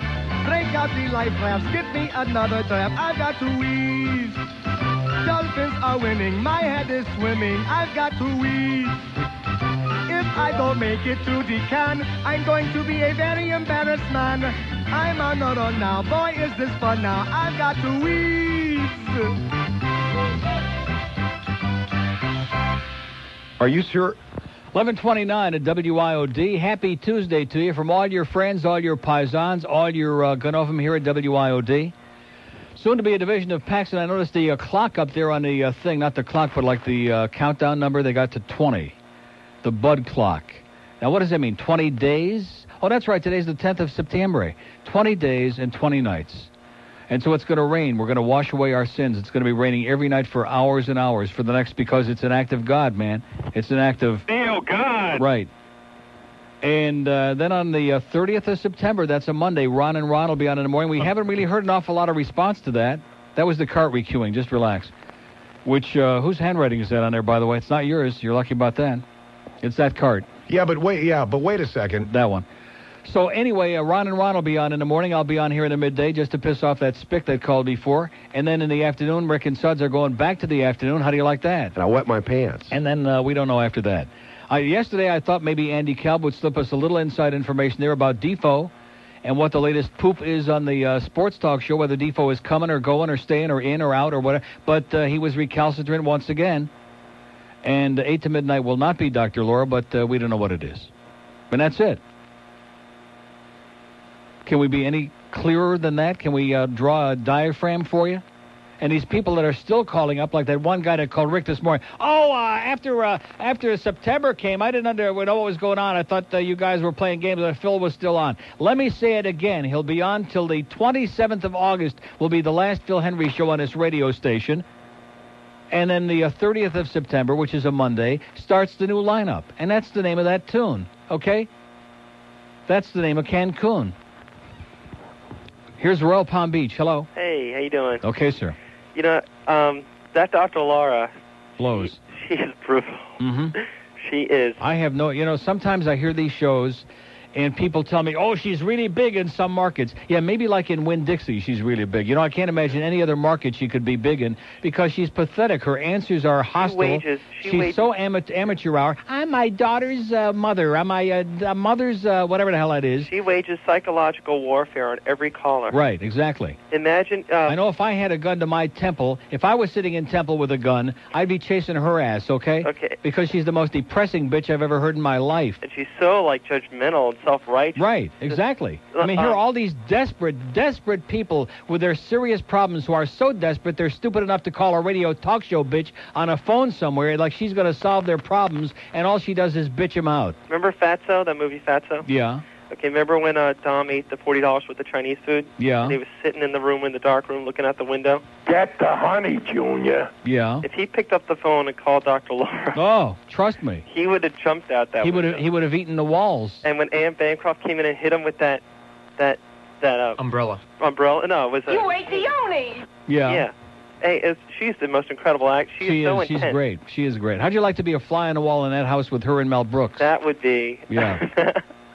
Any other movies that she's in that you know of that she's really intense like that? And Bancroft, she was in that fag movie. What the hell was the name of that movie? I don't want a fag movie. Well, I mean, it was. I don't mean it was like. Well, it was a fag movie. I don't know. She played the mother. What was that? She played Harvey Firestein's mother. What is that? Fruit Fly movie? Torch Song Trilogy. I think that was the movie. What was that? Torch Song Trilogy. Tort? Yeah, Tort. Song? Torch, as in flaming, as in the Olympics. Torch, as in the Greeks dropping the soap. Torch. Port Salucci's? Port Salucci, that's it. Hey, you know what? You're Yeah. awesome. And don't let any of these Julios... Hey, listen, I come here, it goes with the territory, man. All these little Julios that are in their closet, I rattle their cage a little bit. They get all nervous. Their boyfriends hear the voices on the air. They're out there yanking each other. They're having a great time. This is what their life is all about. God, I'm so depressed. Have a great day, pal. Thanks. See ya. We have an open line in Dade, 751-9463. 751 Port Salucci, cheese. Well, boy, that was sure quick. Thank you so much. God, that service with a smile and a plate. Thank you, Ray. Ray comes through for us again. Chris. Oh, yeah, I don't know where yesterday's plate is. Maybe Phil ate it. Yeah, Phil got kind of hostile about that one day. We had a plate that had been sitting there for about all of 45 minutes, and he became a little bit psychotic about that. About the fact that the plates, they're long gone, aren't they? Did you get yesterday's plate? I think somebody ate it. Maybe they took it downstairs. Or maybe it's downstairs. Or maybe, like I said, Phil is making a collection. Nothing like a couple of really good wieners to pop in your puss. Just to piss off the pseudo-psychological, whatever they are. I can't speak with the onion in my thing. Here's Miami's Gone. Open line in Dade, 751-9463. Lady in Coral Springs, hello. Hello. Yes, ma'am. I want to thank you for vindicating Italians, for trying to educate the American public on what the difference between Italians from Italy and the Guidos from New York are all about. Yes, ma'am. But I want to go a step further and educate them as to the reason why. Okay. People don't realize that until 1860, Italy wasn't even unified as a unified country. Cavour unified Italy, and Mussolini then brought the language to be a common language during the war. Up until then, there wasn't even any association between the northern and the southern parts of Italy. Right. Everybody in America thinks that Italians are dark-skinned, dark hair, and sit at a table eating bowls of spaghetti, topped with sauce, yeah, and a T-shirt. Right. And that's really not the way we are. I'm from near Milan, and our main staple is rice. It isn't even pasta. You know something? I hate to break the news to you because I know that risotto is very popular in northern Italy, but it's an acquired taste. I just don't like it. Well, you don't have to like it, but it just educates the people on what the differences are. Right. There is even a political party, if you were recently there, called the Political Party of the North, Right. which is trying to separate the two regions. Exactly, yeah. And I'm not trying to put down the Southern Italians because they contributed a great deal to the United States. Yeah. A lot of good they did here, but there's a very definite difference. Look how they helped us with the Mafia at the end of World War II there. The what? I say, look how the Mafia helped us out at the end of World War II. Well, the Mafia. Yeah. People don't know that Sicilians originally were blonde-haired and blue-eyed Corleonesi. until the Spanish and the Arabic and the Greek influences there. Yeah. My family is blue-eyed and light-haired, and we don't wear T-shirts to the dinner table. Right. We have manners. We're thin. We're In not... fact, the people in Italy are very, I don't know about Naples because they're a bunch of schleppers, but at least in Rome and Milan and Florence are very well dressed, and they don't walk around like slobs, and they don't, in fact, probably they're overdressed, if anything. Like even in the summertime, it's 90 degrees outside, and they're still wearing like, you won't see anybody walking around with their shirts off. We don't even understand the dialects of the southern part of Italy, which Right. is... Well, it may be, and also people don't understand. It's a shame because America was discovered by Italians not once but twice. Music, art, culture, literature, science, which people don't believe. They think Germans are the only ones with a head for science. Yeah, Talk look at that about macaroni Galileo, guy, talk right. about Da Vinci. Yeah. The radio was invented by Marconi. Macaroni, yeah. But all of my life, everybody always thought, while I was being raised in the United States, that if I was Italian, they were coming to my house for a plate of spaghetti topped with sauce. Yeah. I just came back from living a year in Italy, and I can tell you, even for me that knows everything about it, it was an enlightening experience. And thank you for educating the American public.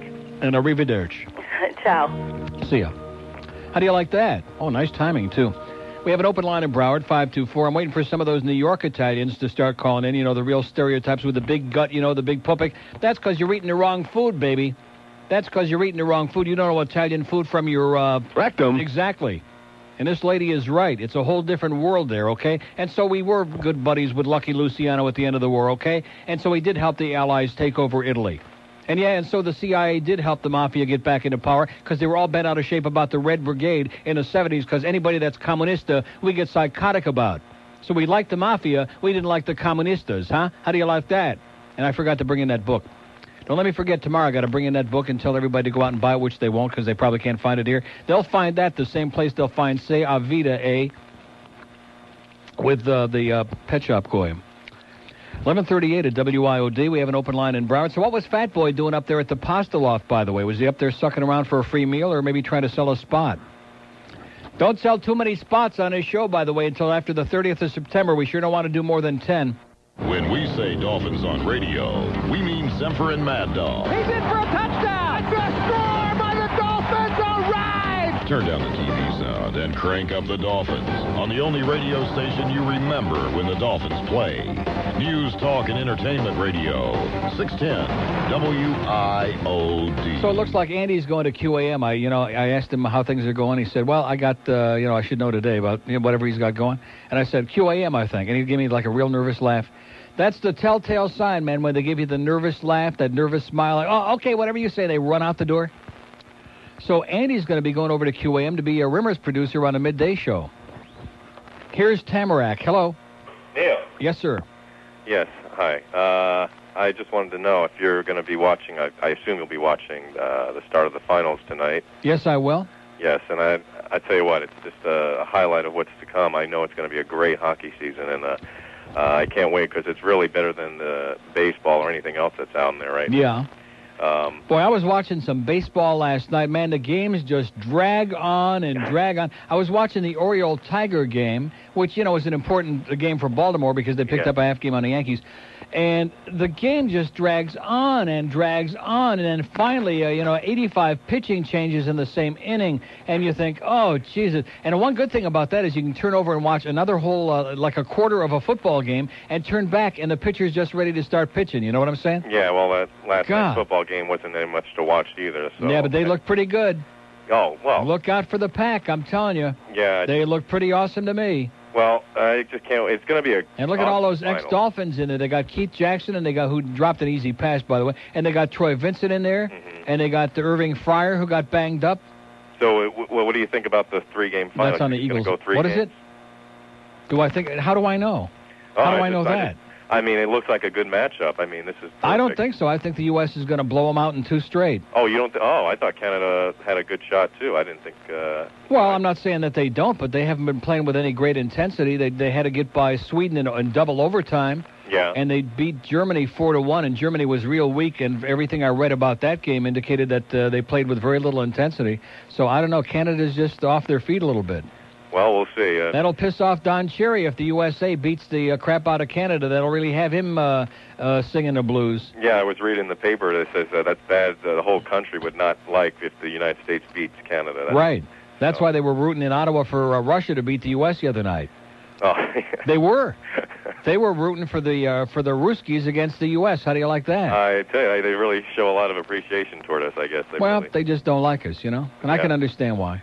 So if Defoe is going to be going, who's going to... when did I say that? I said I was talking about Andy Kalb. Well, I mean, what kind of program can he have? I mean, he's the only one out there that wants to talk about boxing. And I'll make a confession. I will never purchase any pay-per-views anymore after last Saturday's fight. It was the worst thing I've ever seen in my life. But I don't understand what you just said. You said he's the only one that wants to talk about boxing, and there is no more boxing. Well, boxing is a farce. Yeah, the fans were true when they were chanting "fix" because it was a piece of crap. Right. I never saw anything like it in my life. And you guys are just starting to catch on now. You're like the little old ladies out there that watch the WWF and will argue right to their death until you take away their colostomy bag. They will argue that it's for real and don't tell them that it's a farce. It's a show. No, you're right. You're right. It was a big. When are you guys going to catch on that almost any goon off the street will go in there and take a couple of $1 million to take a fall? Yeah.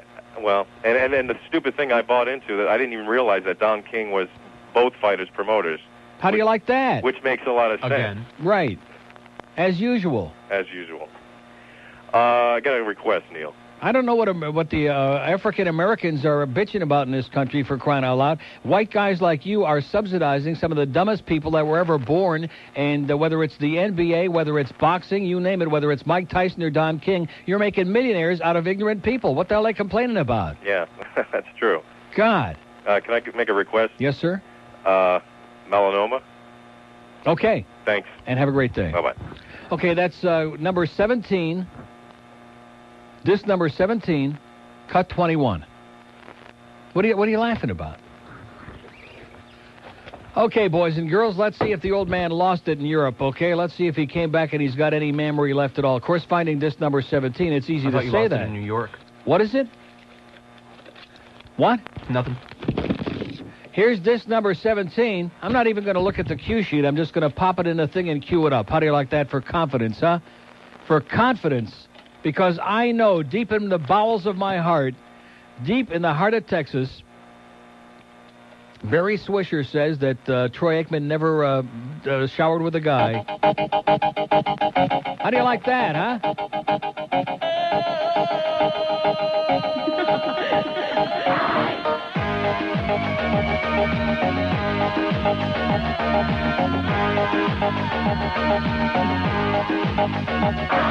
When I tan, they call me melanoma. I tan until I'm almost in a coma. Hawaii, Miami, and they never ever use any sunscreen. Sun with me, tan with me. Hope you don't mind, I'm a little freckly. We lie in the sun till we get melanoma. We bake like a bun, you can smell the aroma. Our lights are all on, but there's nobody home. Hey, melanoma! Spend all day at work planning that when I get off I'll go tanning. I get naked and fake bake it. How much longer is my skin gonna take it? My astrologist and numerologist have to help me find a dermatologist. We lie in the sun till we get melanoma. We bake like a bun, you can smell the aroma. Our lights are all on, but there's nobody home. Hey, melanoma! We lie in the sun till we get melanoma. We bake like a bun, you can smell the aroma. We got lumps on our skin bigger than a metrodoma. Hey, melanoma! We don't care if we get melanoma. We got the best tan from here to Arizona. We're glad we don't have genital condyloma. Hey, melanoma! Okay, 11:57. Good job, Neil. Thank you. You're welcome. We have an open line in Broward, 524-9463, 524-WIOD. Here's Isla Murata. Hello. Hello, Neil. Yes, sir. Hey, long-time listener, first-time caller. Great. Okay, yeah, I saw that movie, Fatso. Yeah. And that's where Get the Honey Jr. comes from, right? Yeah. Okay, great. I think that you are fantastic. I'm sucking around. For what? Oh, just to suck. Oh. Get the Honey Jr. All right. Hey, listen, you don't have to have a reason to suck. That's what Manwich says. Who would say? That's what Jim Manwich says. Oh, yeah. Says you just suck for the hell of it. That's it. Mm-hmm. And people want to get Not hit that you have to suck. Pardon? I said in closing. Yeah, in closing, people want to get hit by hurricanes or people get hit by hurricanes because they want to. Right, exactly. Right. Good point. Hey, can I have a shameless request? Yes? Okay, how about the bunny in handcuffs? The bunny in handcuffs? Yeah, the gig with Elmer Fudd. The bunny in handcuffs? Is that what you're talking about? Yeah. The bunny in handcuffs. Elmer Fudd does. That's it. Hello? Hello, I was calling about the wabbits you have for sale in the paper. Okay. What kind of wabbits are they? Okay, I have some lops. Yeah? And I have some lops, some spotted lops, and some solid color lops. Oh, wonderful. And I have a straight-eared doe, and I have 2 dwarfs. A widow dwarf? They're small rabbits. Oh, okay. We have a farm. And we like to play with the wabbits on a farm. You wouldn't happen to have any, like, little wabbit handcuffs? Any what? Little handcuffs for the wabbit? Handcuffs? Yes. No, sir, I never heard of them. What, Well, we use them when we hunt them on the farm. We like to hunt the wabbits. And we take them and nail them to a tree by their ears and then skin them alive.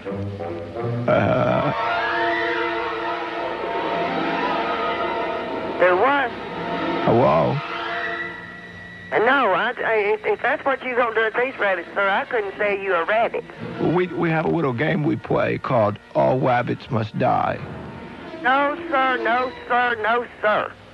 I wouldn't sell you a rabbit for $50. I like to hunt the wabbit. Well, that's okay. You go out in the wild and you hunt rabbits, but these aren't for kill. I like to put them in a little pen and then hunt them down unmercifully. No, sir, I'm sorry.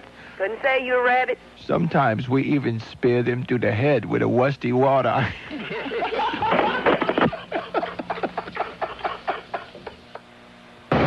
You make the call.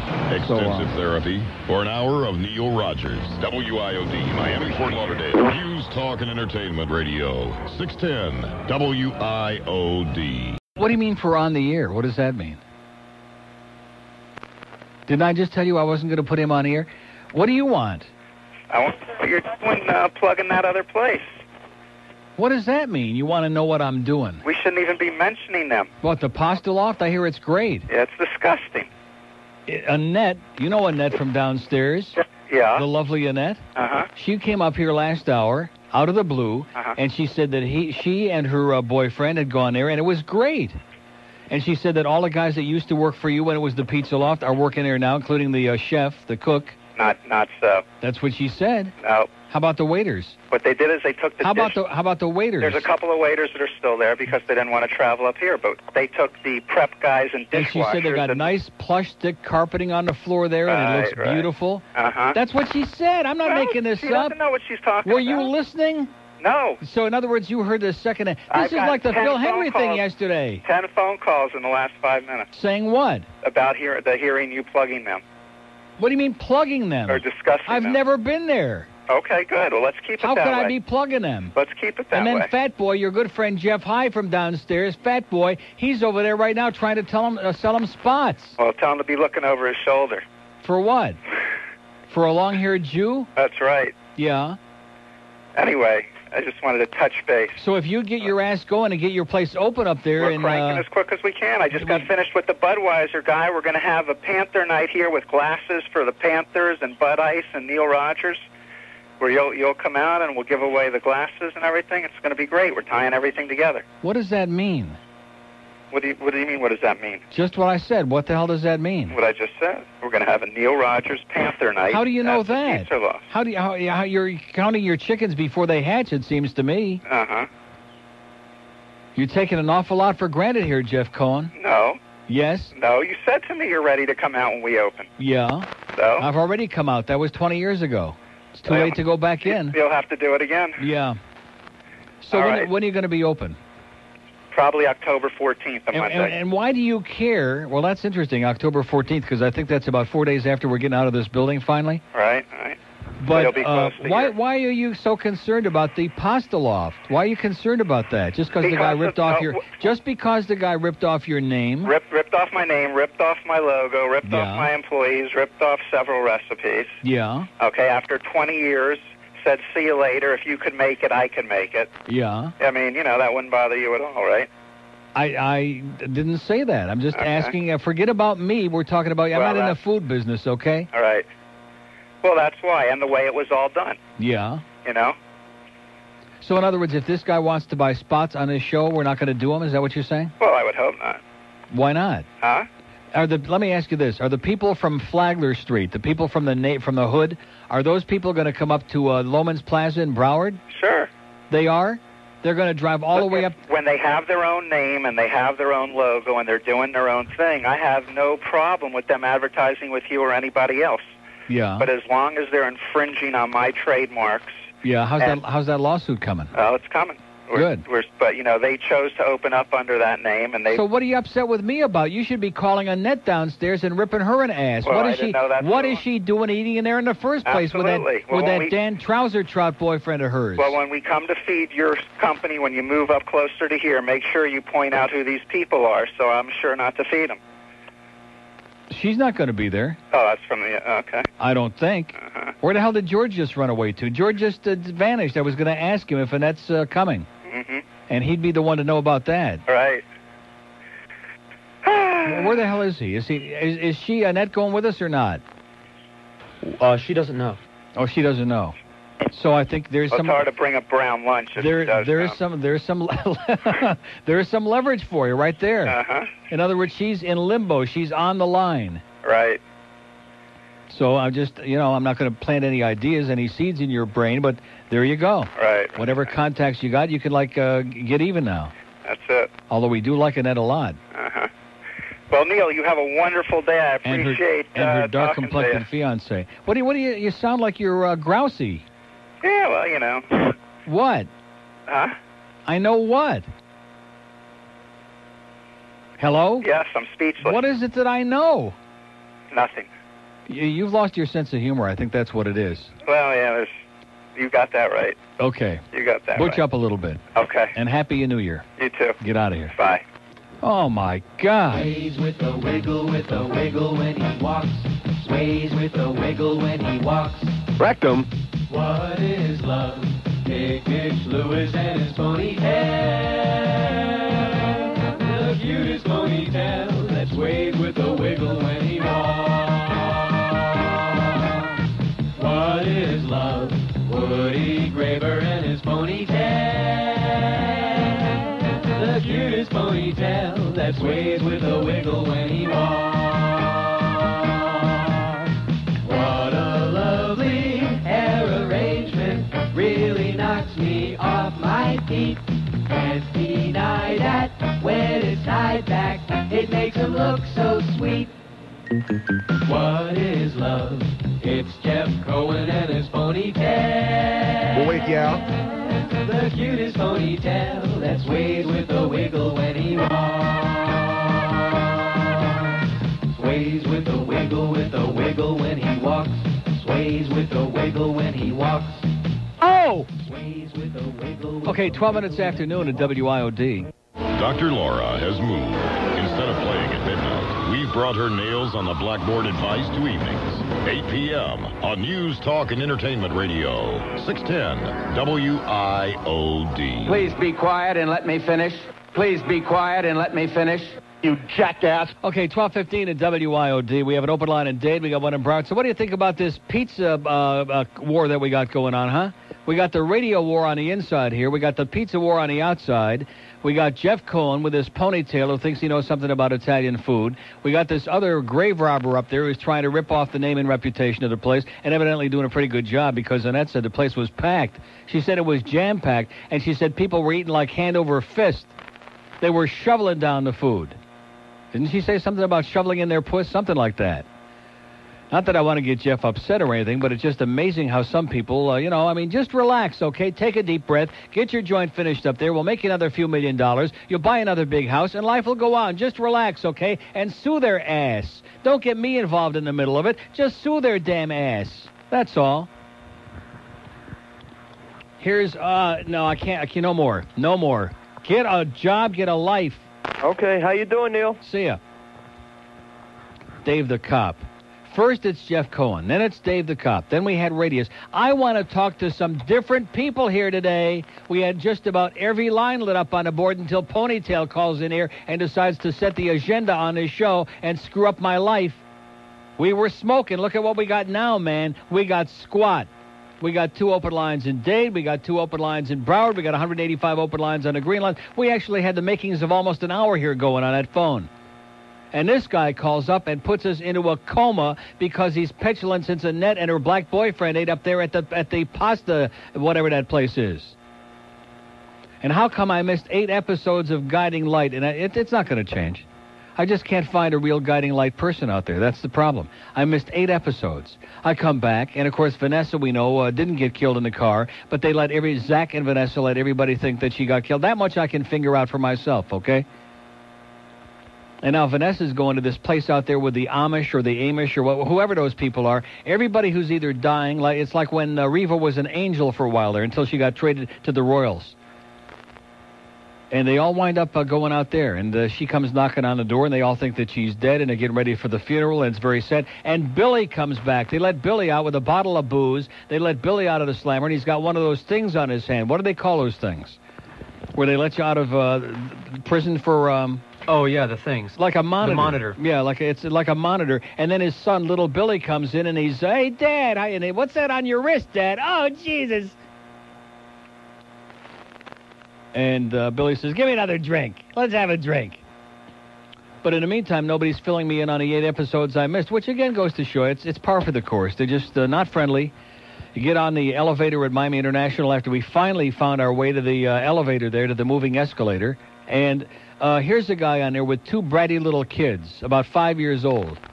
And the one kid says, what floor are you going to? And John says, 3. And he looks at me, what floor? And of course, I'm just huffing and puffing and out of breath, schlepping my big suitcase, getting lost for 20 minutes in that god-awful airport, not even knowing at this point that the parking garages have been renamed and your car isn't in the same spot with the same name as it used to be. And the kid says, stupid. And John looks at me and says, well, we're back in Miami. We're back in Miami. And I thought, amen. Hallelujah. We're back in Miami. Some guy with his bratty little kid on the elevator. Stupid. I should have kicked the living snot out of that kid. I should have beaten them to a bloody pulp. Here's a mobile in Plantation. Hello. Hello? Yes, sir. How you doing? Okay. All right. We just jamming along here listening to your show, and we call in and say we think, it's pretty hot. It's hot. It's so hot you can't even touch it, man. It's so hot it's you can't smoldering. Even touch it, huh? That's right. I hear you. And That's the show, first time too. I ever heard. First listener, first time calling in. All right. Yeah. Where you been all my life? I don't know. You haven't been screwing around on FM, have you? Yeah. Get off that FM, man. It'll kill you. Get off the FM? Get off the AM and get on the AM or whatever. Get on the PM. Yeah, my partner here, he loves FM. I don't know what's wrong with him. I just told him to turn the AM and see what was happening. Tell him to get a life. I am that. Yeah, get a life, pal. Don't be a professional asshole all your life. Tell him, don't be a professional asshole, tell him. That's right. Okay, brother, hang in there. Okay. So 2 guys were driving hand in hand down the road. What's wrong with that? We have an open line in Dade. We have one in Broward. We have 48 on the Green Line. So what is it, Pasta Loft or Pizza Loft? Okay, let's take a poll. Which one do you like best? Anybody else been up to the Pasta Loft? I hear they got some pretty good crap. Let me say it again, okay, because the timing couldn't be better. You notice how well it fits into what I was saying before? The difference between real Italians and real Italian food and real Italian ambiance, even between the real Italian mafia. Like Meyer Lansky, okay? Meyer Lansky wasted his time walking his dog up and down Collins Avenue. Do you think that real Sicilians would waste their time walking their dog up and down Collins Avenue and schlepping around like a schlepper in Hallandale? Of course not. Even Hyman Roth was laughing at that guy. Boy, I'm telling you, I just farted in here so bad. My eyes are tearing. When you fart so bad that even you don't enjoy it when you're all alone, oh, God, trust me. George just got the lighter out. Oh, here we go, Channel 4. They're showing Hortense. Everybody's getting tense because here's the possible 3-day track of Hortense. And naturally, they got part of that thing aimed at here. And it's not coming here. It's not coming here. There's no way, Jose, it's coming here. But if you want to get nervous, go out there, get all bent out of shape, go buy some plywood, go buy some candles, go buy some batteries, go out there and clean a store out of all the bottled water. Go into a panic again because that's the way we operate down here. Go into a sheer, shrill panic because Brian Norcross will be real happy to see you doing it. Little twerp. Anyway, it's 12:21. Did I say little faggot? 12:21 at WIOD. News, talk, and entertainment radio. 610 WIOD. You better beef up and be ready to play with the big boys. All right. Mommy, when will I grow my extra wee-wee? You only have one wee-wee, son. Oh, Mommy, am I deformed? No, you're only supposed to have one. Is Daddy deformed? No. He has two wee-wees. No, son, he only has one, believe me. Mommy knows. Nuh-uh, he has two. Two?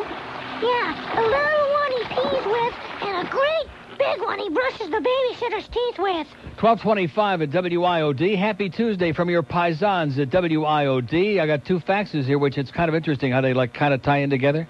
And probably from the same person, although I don't think so. But anyway, the first one says, spy report on Daisy Fuentes and Luis Miguel. She was interviewed on Spanish Talk Radio last night, talk show on Christina. Oh, that Christina, that blonde-headed bimbette, where she said she is pregnant by Luis and they're getting married as soon as possible. I thought somebody told us they split up. Oh, I might just smoke one of those cigars, even though I'm not supposed to be smoking any. Now that I'm nervous after reading that, she's also going to appear on the next Playboy issue prior to her belly showing. Too bad, so sad. Miguel has taken no chance for Neil. Ta-ta for now. Signed, Michaela. Michaela. Michiala. As in Lady Michael. And then here's another fact about this is going to get that woman upset over there that sent us the CD, the one that wants to see Enrique naked, like the rest of us all do. What kind of song was that? It says, whoever this is, so repetitive, every other word ends in Sosa, as in Sammy Sosa. What does that mean? Every word ends in Sosa? Maybe he said mariposa. He did say mierda in that song. What are you laughing about? He said that. I guarantee you, my hand to the sky, he said tojas and he said mierda in that song. When you're Enrique the Greasiest, you can say whatever you want. It says in his fax, though, Enrique blows, which is interesting news. Put him in the circular CD rack. He ain't no Luis Miguel, says this thing. I just might be talked into playing Luis. Here's Plantation. Hello. Plantation. Yeah, Neil. Yes, sir. How you doing? Welcome home. Thank you so much. Tell that Julio with that fax. Yeah. That last night I happened to turn to your channel and same what do you call it? The Fuentes girl, whatever her Daisy name. Fuentes, Daisy? the same bitch. Yeah. Yeah, I was gonna say that, but why not? It was taped from early this summer. It was on like in June or July. There you go. They've broken up since then. Yeah, Smelly exactly. bitch. Yeah. Exactly. So that's a taped thing. So in other words, it was taped from Julio. Yeah, you got that. It was Julio, one right, of them. Julio and Julio, and it was a Juliet. Right. So Miguel's still around. So let's see, June, July, August, September. She'd already be popping that thing out if that was a true story. Right. She'd already be showing it. And she looks good still, so Yeah. she's not pregnant. And so does he, except for a little paunchy, you well, know. you can go for him, and I'll go for her. Okay. It's a deal. Another thing, Neil, while you were away, I don't know if you touched on it yesterday, but did you hear about Sports Channel? What about it? Okay, remember the big thing, all these guys Right. calling up, oh, no, it's going to be a year or so, you know, I'm the inside shot. But on Friday, there was a half-page article, ad, really, in the Sun Sentinel, that the first week in October, I think it's around October 3rd or 4th, Yeah. that all the Continental and TCI and Broward and Dade are going to take on Sports Channel. Oh! What did I tell you? And that's what I originally said. And then all these Exactly. panicky people calling in. Oh, no, we're going to call up this one, and you got to call up that one. And, they talked me into it. They sucked me right Well, in. But I I just had a feel that Wayne isn't going to sit still and let the cable company screw with him when his last name ends in a vowel. Yeah, exactly. And then on Saturday, they had an article also on sports page, on page 2. Yeah. That 170,000 customers in Broward County should not worry about it. The Continental Cablevision and Sports Channel have signed an agreement. Oh! There you go.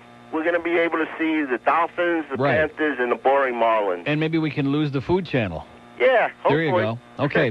Thanks for the good news, Wait, pal. one other thing. Yes, sir. Did you hear Fitzpatrick signed a one-year contract? Yeah, I'm kind of surprised at that. I see they signed Craig Billington, Yeah, who they want to Billington play in also. Carolina. They want to put him down there in Carolina, which I guess is not a bad deal. He's not really very good, but at least he's got some experience just in case one of the other two guys goes down. Exactly. But Fitzpatrick wanted $1 million a year, and if they gave it to him, I'm really surprised. But I know they signed him for 1 year. Yeah, I noticed the other day it was in the paper. They signed him for 1 year. Yeah.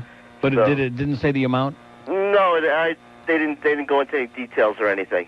Well, the bad news is Cam Neely retired. The good news is Mario's coming back for at least another year. Right, and the other good news for Ranger fans is the Rangers signed Pat Flatley Okay. from the Islanders. They need a lot more than Pat Flatley, yeah. I'll tell you that. And that guy Gretzky's not going to help us at all. Not in the least bit. He's shooting his load now in the World Cup. He's putting on a big act. You Yeah, just you wait see- till the season starts. Wait till they hit him a couple of times good. He's going to be doing his pussy act Well, again. that's what I was going to tell you the other day on the when they what was it, Sunday afternoon. They taped the game between Sweden and Canada. Right. He got nailed a couple of times in center ice. Oh, and, you ain't seen nothing yet, man. I know. Because they caught on to him in the playoffs. The Leafs started nailing him a little bit too late, actually. And then, of course, after that, Detroit started sticking it to him. And every time he'd get hit, he'd run to the bench, and he'd have a headache, and he'd be holding that silly helmet that he wears. Gretzky's had it, man. He's I a know. dead meat. I don't know why the Rangers signed him, but they want to waste $7 million or whatever. Go ahead. Well, at least they got rid of Yari Curry anyway. They won't have anybody over 70 Oh on yeah, the and team. Marty McSorley also. They There got you rid go. of. They got Okay, rid of pal. McSorley. Good luck to us. All righty, let's go Panthers. See ya. All right, bye. Yeah, it won't be long now. It's already the 10th of September. In another month or so, it's going to be hockey. That's right. Just to piss off Phil Hendrie. He won't be here anymore. Just to piss off Bob Green and Phil Hendrie. I'm going to be doing hockey. That's right. Every single day. 4 hours a day. 20 hours a week. So have you got another one of those or what? I haven't smoked a cigar in you know how long? In weeks. In weeks. Because my doctor said no more stogies. He said before you put anything in your mouth, make sure you inspect it carefully. And it's not flaming? Well, he didn't say that. And I took his advice all during my vacation. I inspected everything extraordinarily closely. Here's our good buddy George from Deliciosa. How you doing, George? How you doing, Neil? Great. How was vacation? Fantastic. Where'd you end up going? Away. I ended up going to Spain, Madrid, which was a bad mistake. We got out of there after 2 days. Oh, really? And then 5 days in Rome and 3 days in Amsterdam. Oh. It was sensational. Oh, really? That's good. One of the best vacations ever, I would say. Well, that's great. Yep. Listen, I want to come by tomorrow and bring you some stuff. What would you like? Well, just like the last time, some more of that mousse would be good. That's my favorite. Okay. How's things going? Things are good. Yeah. Things are real good. Yeah, they're great.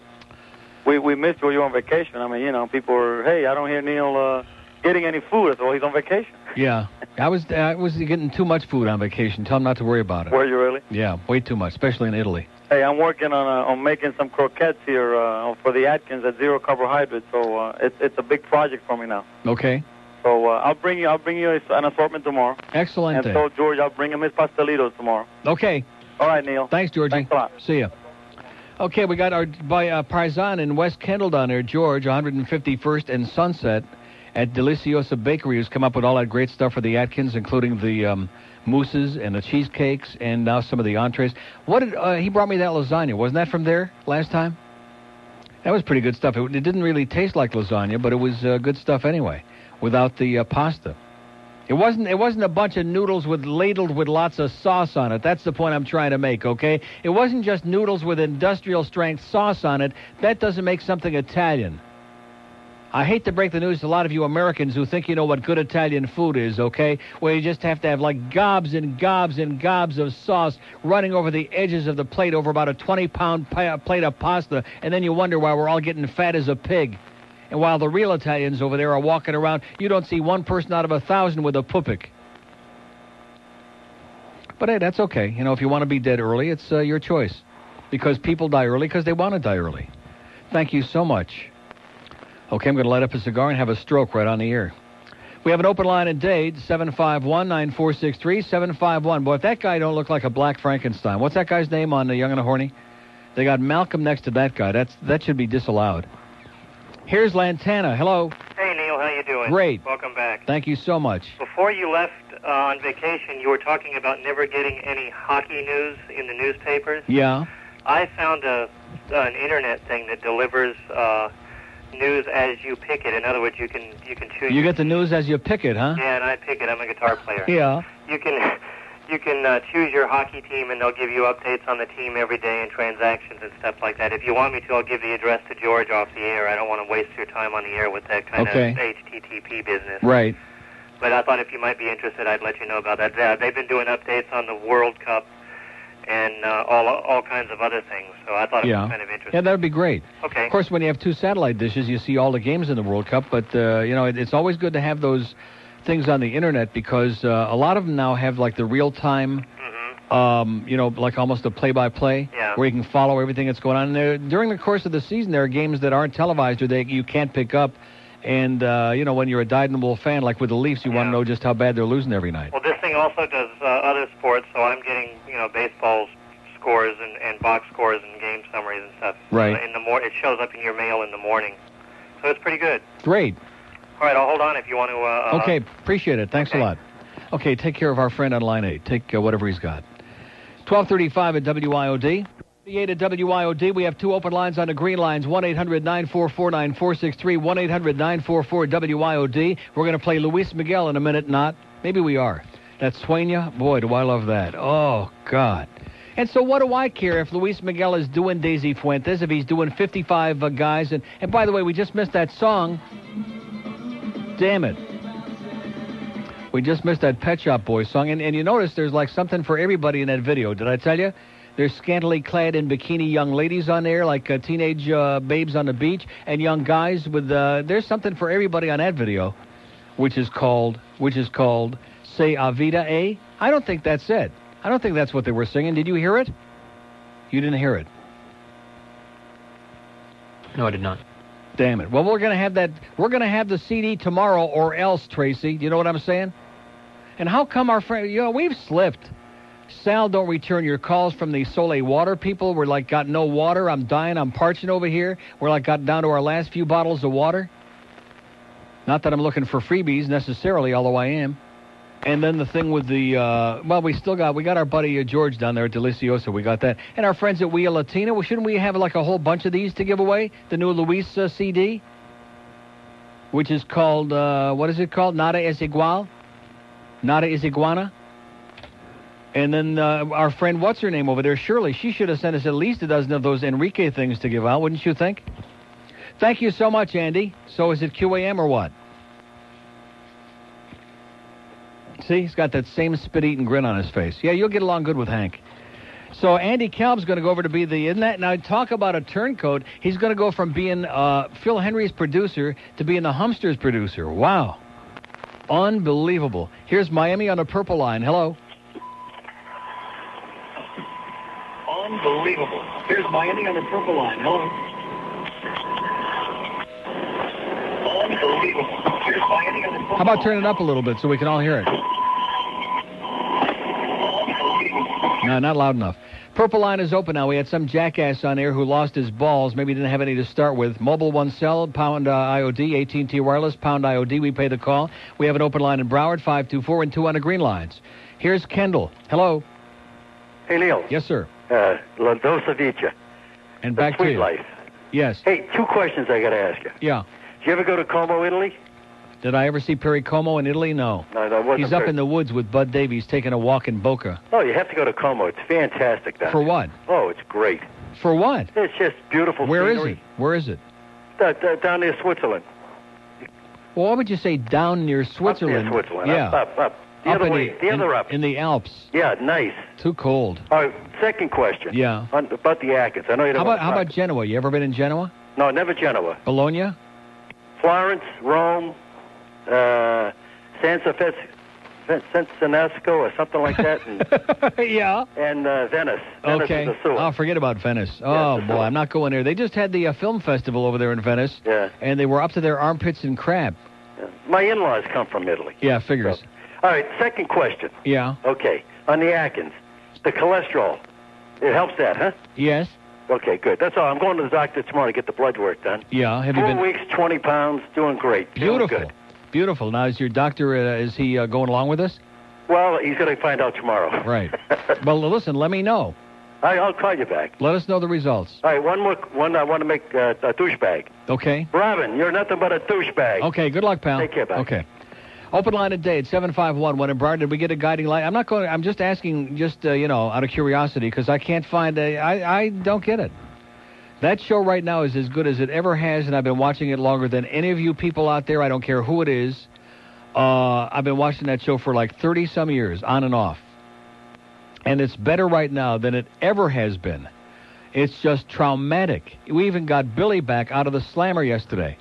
And I missed the 8 episodes, and I figure, well, sure, I'll come back yesterday or maybe today, and I'll have like 2, 3, 4 people calling in to fill me in on what the hell went on. Nothing. Zippity-doo-dah. Zippity-doo-dah. There are as many people responding to that as the ones about the Pet Shop Boys and that song that they never heard of, because it isn't out yet. Here's Miami. Hello. Hello. Yes, sir. Uncle Neil. Yes, I am. How you doing? Okay. Welcome back to your friendly police state. Yes. This Neil, is the one. How was your vacation? Great. All right, I'm going to write it on my diarrhea. Okay. Is it true what they say about Italy? What is that? They say that the South sucks and the North is the good, where you have the good food and the civilized people. Well, what, the South sucks? I mean, it all depends on... I've never been in the real South, like in Naples. Naples is like Miami. There's nothing but crime, and you can't walk the streets, and a bunch of schleppers. Yeah, have you noticed something? Every place you go in the world, the South always sucks. Why is that? That's a good question. I never thought about that. How about Canada? The South of Canada don't suck. Well, that's way up north. Yeah, that's true. The South of the North, right. But the South of the South, you're right, really blows. Like probably, like way down in Argentina and Chile probably ain't that great either. Yeah. Right? In closing, Neil. And how about South Africa? Oh. Screw them, yeah. Neil, in closing. Yes? El que no mama, no quiera a su madre. What'd he say? What did he just say? Something about my mama? Your mama? I don't know. I don't really, who knows?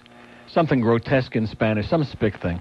We have an open line in Dade, 751. We have one in Broward, 524, one on the green line. You can say whatever you want about my mama, just don't talk about me, okay? Here's Deerfield. Hello. Yes, about the closest I've ever been to Italy is like Fredonia, New York. Uh-huh. Well, that's close. There's a lot of Italians. There's a lot of Italians. Cohen, he's got a dilemma here. What is this, the Meatball Wars?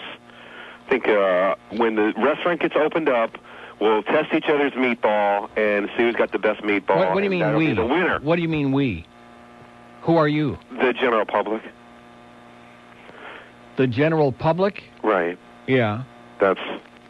So, in other words, you really expect me to believe that a lot of people are going to go down to Flagler Street and try out the Pasta Loft, and then they're going to drive all the way up to Davie to check out the new Pizza Loft, and they're going to compare the food? Is that it? That's the idea. I don't think so. I doubt it. How's the Unplugged CD coming?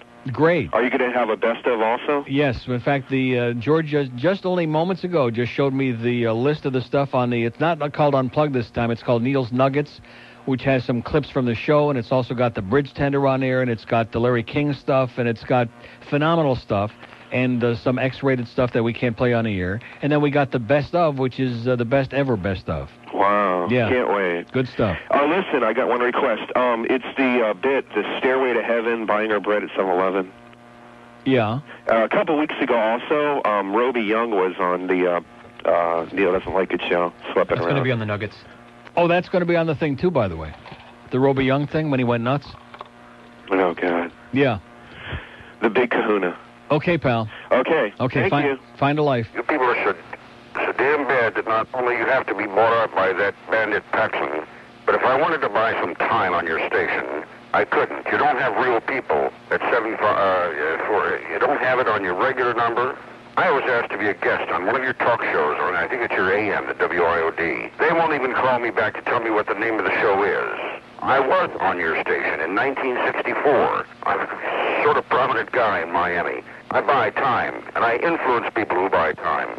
And if you people can't get it together to be a better radio station, and if you were at a Conrad station or an EBS station, I suggest that you take your damn frequency, which my grandmother's friend Jessie J put on the air in 1926, and you turn the damn thing off and get out of the business. You should be ashamed of yourselves. My name is Roby Young, and the telephone number is a motel in Miami, room 13. You people ought to be ashamed. You shouldn't even be running that facility. And I used to be the boss of the damn thing in and I ran the damn thing, and I'd fire your ass. You are terrible. You have no credibility in radio. Now, damn it all to piss, before I get on the phone to Petson, you get on the phone to me, and you get me to take this back, or I'm going to tell them a lot more, if the sale goes through. But it will, because you're doomed anyhow. Good luck to you. The worst talk radio I ever heard in my life was on WIOD. All right, it's unanimous, baby. 1247 at WIOD. Talk and Entertainment Radio. 610 WIOD. Electron ladies, tell them to stick them up his ass, and they'll always have them. There's a lady in town. She's an Orthodox Jew, and she needs to buy bread that is unleavened. Oi!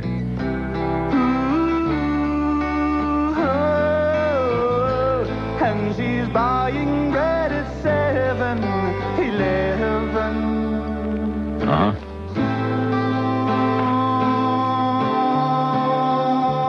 And the bread is wonder. And the bread is wonder. And the bread is really wonder. 1252 at WIOD. Open line in Dade, 751. 2 on the green lines in Palm Beach. By the way, when the sale goes through on the 30th of September, other than the fact that Ron and Ron will have their statewide 800 lines, and I'm not really sure how that's going to work, the people in Palm Beach, like I told you, here's Pompano. Hello. Hey, Neil, how you doing? Pretty damn good, pal. I was in Rome and Amsterdam last June. Yes? And Amsterdam was the best. Yeah. The Bulldog Cafe. Uh-huh. Dam Street. Right. That was awesome. Dam rack? Yeah. Yeah. And I just want to say that Neil's been from Maine to Spain, Austin to Boston, Nome to Rome. He's dated 20,000 men on 1 acre land. He's got more hair on his ass than a bearskin rug. Oh! Okay.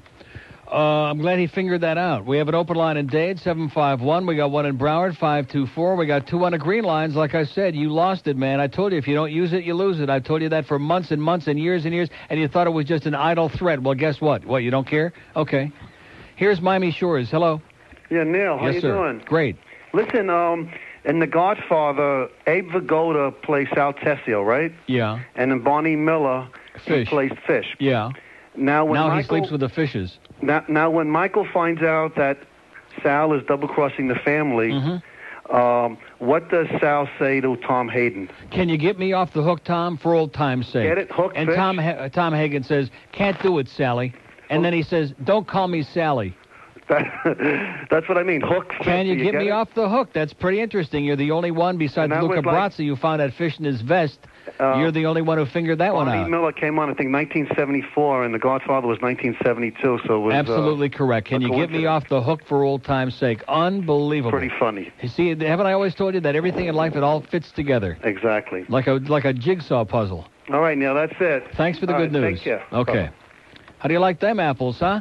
Can you get me off the hook, Tom? You're out, Tom. Poor Tom. Now, there's probably the greatest actor of our time. Everybody argues, is it De Niro?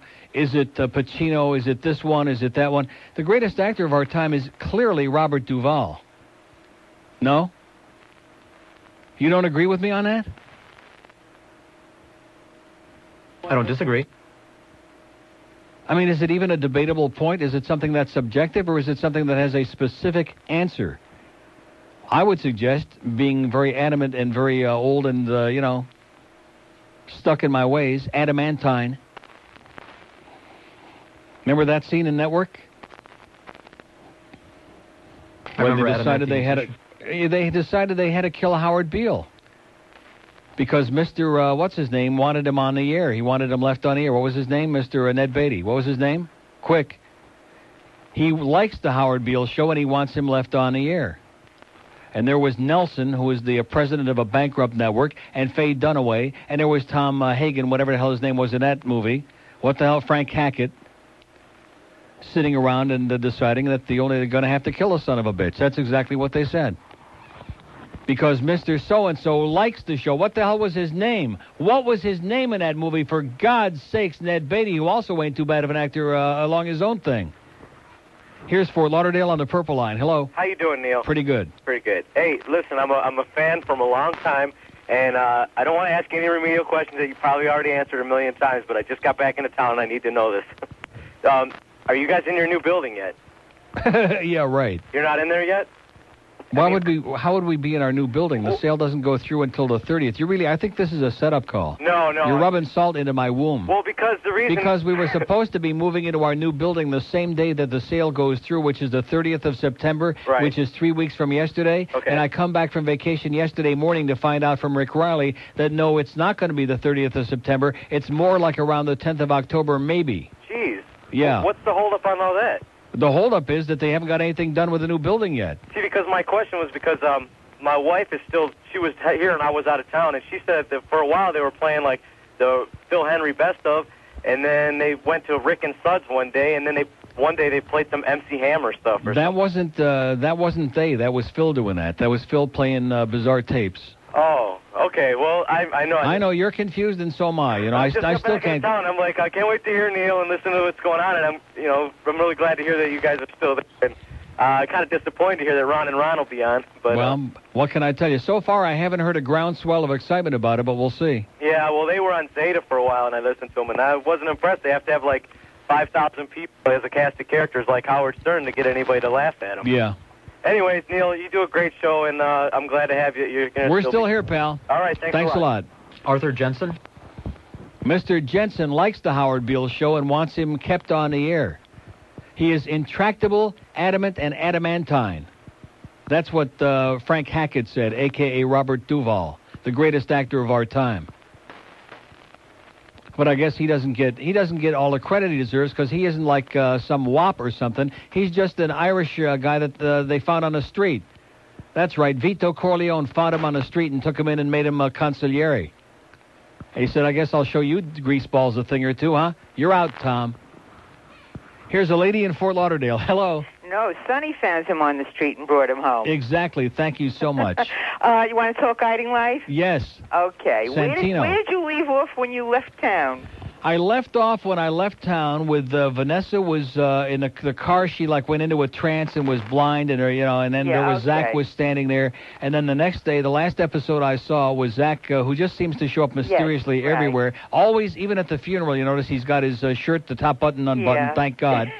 But anyway, so in fact, here's the promo on CBS right now. There's Roger and there's Dinah screaming and yelling at Roger, and there's Hart having a nervous breakdown. And here's Roger he escaped again. He's got another disguise. He's got the glasses on. Yeah, all right. That's all over with. They gave Roger, the latest thing is they gave Roger shock treatment. I saw that yesterday. Okay. So Roger was out, and he almost killed Dinah, and he did see Vanessa in the airport. They faked Vanessa's death because Vanessa didn't want the family to go through her. So she was in the airport? So they dressed her, Zachary arranged right. They dressed her as a nun. Yeah, so now she's going back to the same nunnery where Reva was, right? Oh, I forgot about that. Yeah, that's where Reva came from. They all have to go get me to a nunnery. Get me to exactly. Right, and if anybody should have said that, Reva was the one. Yeah, She's done everybody in town and everybody else. Reva Shane Lewis. Right, that's right. You heard that yesterday, too. I heard that Lewis. Yeah. I don't know, a lot of people know that she was married to HB and she was married to both brothers. All in the family. All exactly. Right. Anyhow, Zachary arranged to get her dressed as a nun and to go with the nuns to Switzerland, to a place where they would take care of her until she died. Yeah. And leaving the family to believe that she died in a car crash. Right. They found her wedding ring. Right. Roger was in the airport. He escaped from the loony bin. As usual. Yeah, right. He was in the airport dressed as a captain, and Zachary is suddenly there, and they capture Roger, but he does see Vanessa dressed as a nun. He's telling people Vanessa isn't dead. Of course, they don't believe him because he's nuts. He's crazy as a bedbug. Exactly. Right. So they get Vanessa to Switzerland. Well, that you saw yesterday. Yeah. And the whole thing has been with Hart and Ziner are in and out and out and in, and, you know, that whole thing. The whole thing basically has been with Vanessa the last week. Well, just wait a year. She'll be back. Oh, I read it in the paper. Yeah. She's taking a year off, and then she'll be back. Right. Yeah, so you know, once they go into the nunnery, they all come back. Sometimes it's an angel first, then they come back alive. It's hard to tell. Yeah, but it was good to see Billy, because they had that other guy playing Billy, and he stunk. Yeah. Yeah, this is the real Billy. You could tell by that flask. Exactly. Okay, sweetheart. Thanks a lot. You're welcome. See ya. Neil. And boy, I tell you, Ryan looks good today. Cruising God. solo in the HOV lane of life. WIOD, Miami, Fort Lauderdale. News, talk, and entertainment radio. 610 WIOD. Good afternoon at 101. I'm Jennifer Vestal. Whatever it is, yeah. Around 1 o'clock. WIOD. Brought to you by Largo Honda. What's up, Doc? What's up? My wolf muscle. Oh, not another rim shot. Oh, sorry. Bad choice of words. 107 at WIOD. Happy Tuesday to you. We got an open line in Dade, 751 WIOD. We got one in Broward, 524. And the green lines, they know they're finished. So speaking of hockey, it looks like Phil Hendrie's going to be a little hockey intensive today. We're going to be listening very carefully, monitoring every word. Here's a mobile in Royal Palm Beach. Hello. Neil. Yes, sir. Must you talk about the guiding light? Nobody really cares, do they? How long did that take? 3 minutes? Oh, I don't know. It's pretty boring, man. No, it's not boring. I find it very interesting, and there are a lot of other people out there who have been watching it for years. There is, huh? Yeah. And if out of a 4-hour show, 3 minutes maybe once every other week is going to be too much for you, then maybe you better find a new launching pad. What did you have to contribute for us, sir? Not too much, except that I just told George... So in other words, you didn't have anything to tell me. You just wanted to complain that you don't want to hear about guiding light. I told George to tell How about the you. young and the horny? I talk about that virtually every day, which is... The thing is boring. Who cares about soap operas? Evidently, a lot of people do, because there are millions of people watching them. All right. Yeah? I think it's kind of boring here, buddy. Well, then you must be, like I said, you better find yourself a new landing spot. All right. Okay. Goodbye. Open line and dates. See, I always love these people who, like, you know, kind of threaten you. Well, this is real boring, and if you don't, do what I want to hear, well, fine. Goodbye. See ya. We'll survive.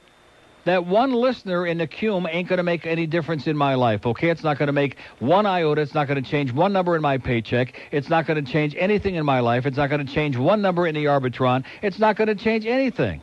So if you like the show, fine. If you don't like it, have a great life. We'll see ya. Go out and play Parcheesi or something. Open line at Dade, 751-2 in Broward, 524-9463, 524. It's like that old Jew that called before to complain about the make-believe Steve Nickel on the Phil Hendrie Show. And I'm going to say it again, being Jewish myself and sometimes happy about it and sometimes embarrassed, especially in this town, that by far and away the most thin-skinned of all are the Jews. The blacks, they take a lot of crap. The Spics, they take a lot of crap. But the Jews, man, all you got to do is whisper something, and right away there's some old Jew on the line. I'm going to get the bidet breath after you. I'm going to get our Teetelbaum on the phone. Yeah, big stinking deal, okay? Thin-skinned, man.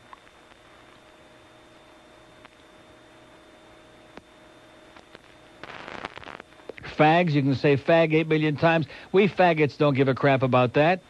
We're amused by it. We're amused by your shock at the whole situation because you're so juvenile in this country. We're just amused and amazed by it. Every other minority group, but boy, you whisper one thing about Jews, man, and right away they're hocking a Chinik. What are they uptight about? They run the country. And Hollywood. Oh, Joe Carollo is Jewish? Well, not this country. And Mara Galante, she runs Hollywood. That greaseball. Here's a mobile in Orlando. Hello. Hey, Neil, how you doing, sir? Pretty good. Great show, I love it. With all this hockey talk, would you be hockey to Chinik? Yeah. Are you going to the game in Orlando next week? What game? The Panthers and the lightweights. In Orlando? Yeah, the exhibitionist game. I didn't know they were playing next week. What's the date for that game? I just got a pair. Huh? I just got a pair. And the tickets too, huh? Yeah, I'm going to the game. Buddy. I didn't even realize it was coming that soon, or the game either. No, me either. And how do you like the Young and the Restless lately? Pretty bland. I haven't. I just got it on here now, but you're right. Nick's looking pretty good, though. Is he? And Ryan's got some funky hair. The rest of them don't look too good, but his hair's looking better, yeah. That's because he's getting rid of that bitch Nina. That's why Ryan's looking better. He's ditching the bitch. Matt and Ryan together, and then you get a pair. You have a big pair. So are you going to the game? You going to check it out? No. Oh man, I want to see you up there. Huh? I want to look for you at the game. Well, look all you want. I'm not going to be there, you ain't but gonna be there, right? that'll kill some good time in between periods. That's it. Okay, Talk pal. to you later, Neil. Have a good time. Bye. Okay, I didn't even look at that thing. I got it in there somewhere, but it's getting close. It's already the 10th of September, man. They're up in PEI, and they got in a big article here yesterday with Dave Hyde or Dave Joseph or Jekyll and Hyde, whoever the hell it was. Here's a big article this morning in the Scum Sentinel. There's the Beezer, goal-oriented goalie, and here's a picture from the Stanley Cup Finals, which we don't want to see that. And here's all the other good stuff. We're getting there. The Dolphins are off to a good start. We don't want to get too carried away, but they're off to a nice start, thank you. The Marlins, I have to laugh about this. Talk about full of crap. The article about I saw a little bit of the Marlins, and of course, poor Kevin Brown. Here's a guy that should have 25 wins already if he was on a real team. He's got 15, which is a major miracle. And yesterday, he finally got hit hard in the seventh inning. And it says, Mets hit Brown hard, score seventh inning KO. They beat the Marlins 6-1 before a sparse crowd of 14,100 at Shea Stadium, okay? Now, if you've been watching the box scores, even when I was on vacation in USA Today, they got the box scores and the attendance. And the Marlins have been doing announced 19,000, 14,000, 16,000. Even when they, at one point there, they won, 9 in a row or 7 in a row, 9 out of 10 and 10 out of 12. They were hotter than a pistol. And they still can't draw flies at PP Park. But the Mets have 14,100 for a crappy fifth-place team that nobody wants to see, as boring as all get out. And right away they, put it in the paper here, a sparse crowd at Shea Stadium. Like, boy, don't we have great crowds at PP Park, huh? Well, PP on you, you idiots. Who wrote this thing? David O'Brien, you stiff, you jerk, you clown, you. 113 at WIOD. Hello. Is your car not getting the gas mileage it used to? Do you hear knocks and pings coming from underneath the hood? Well, then how's about buying a new car, cheap boy? Phil Hendrie, 2 to 6 p.m. on News, Talk, and Entertainment Radio. 610 WIOD.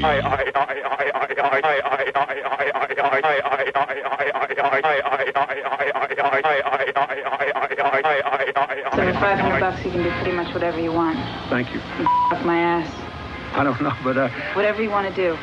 You can on my face. I hardly know what to say. They're just go all over every... Just keep it out of my hair. I just washed it. Well, of course. That's that other thing. I mean, I hardly even know how to comment on that. You want to f*** now? Yes.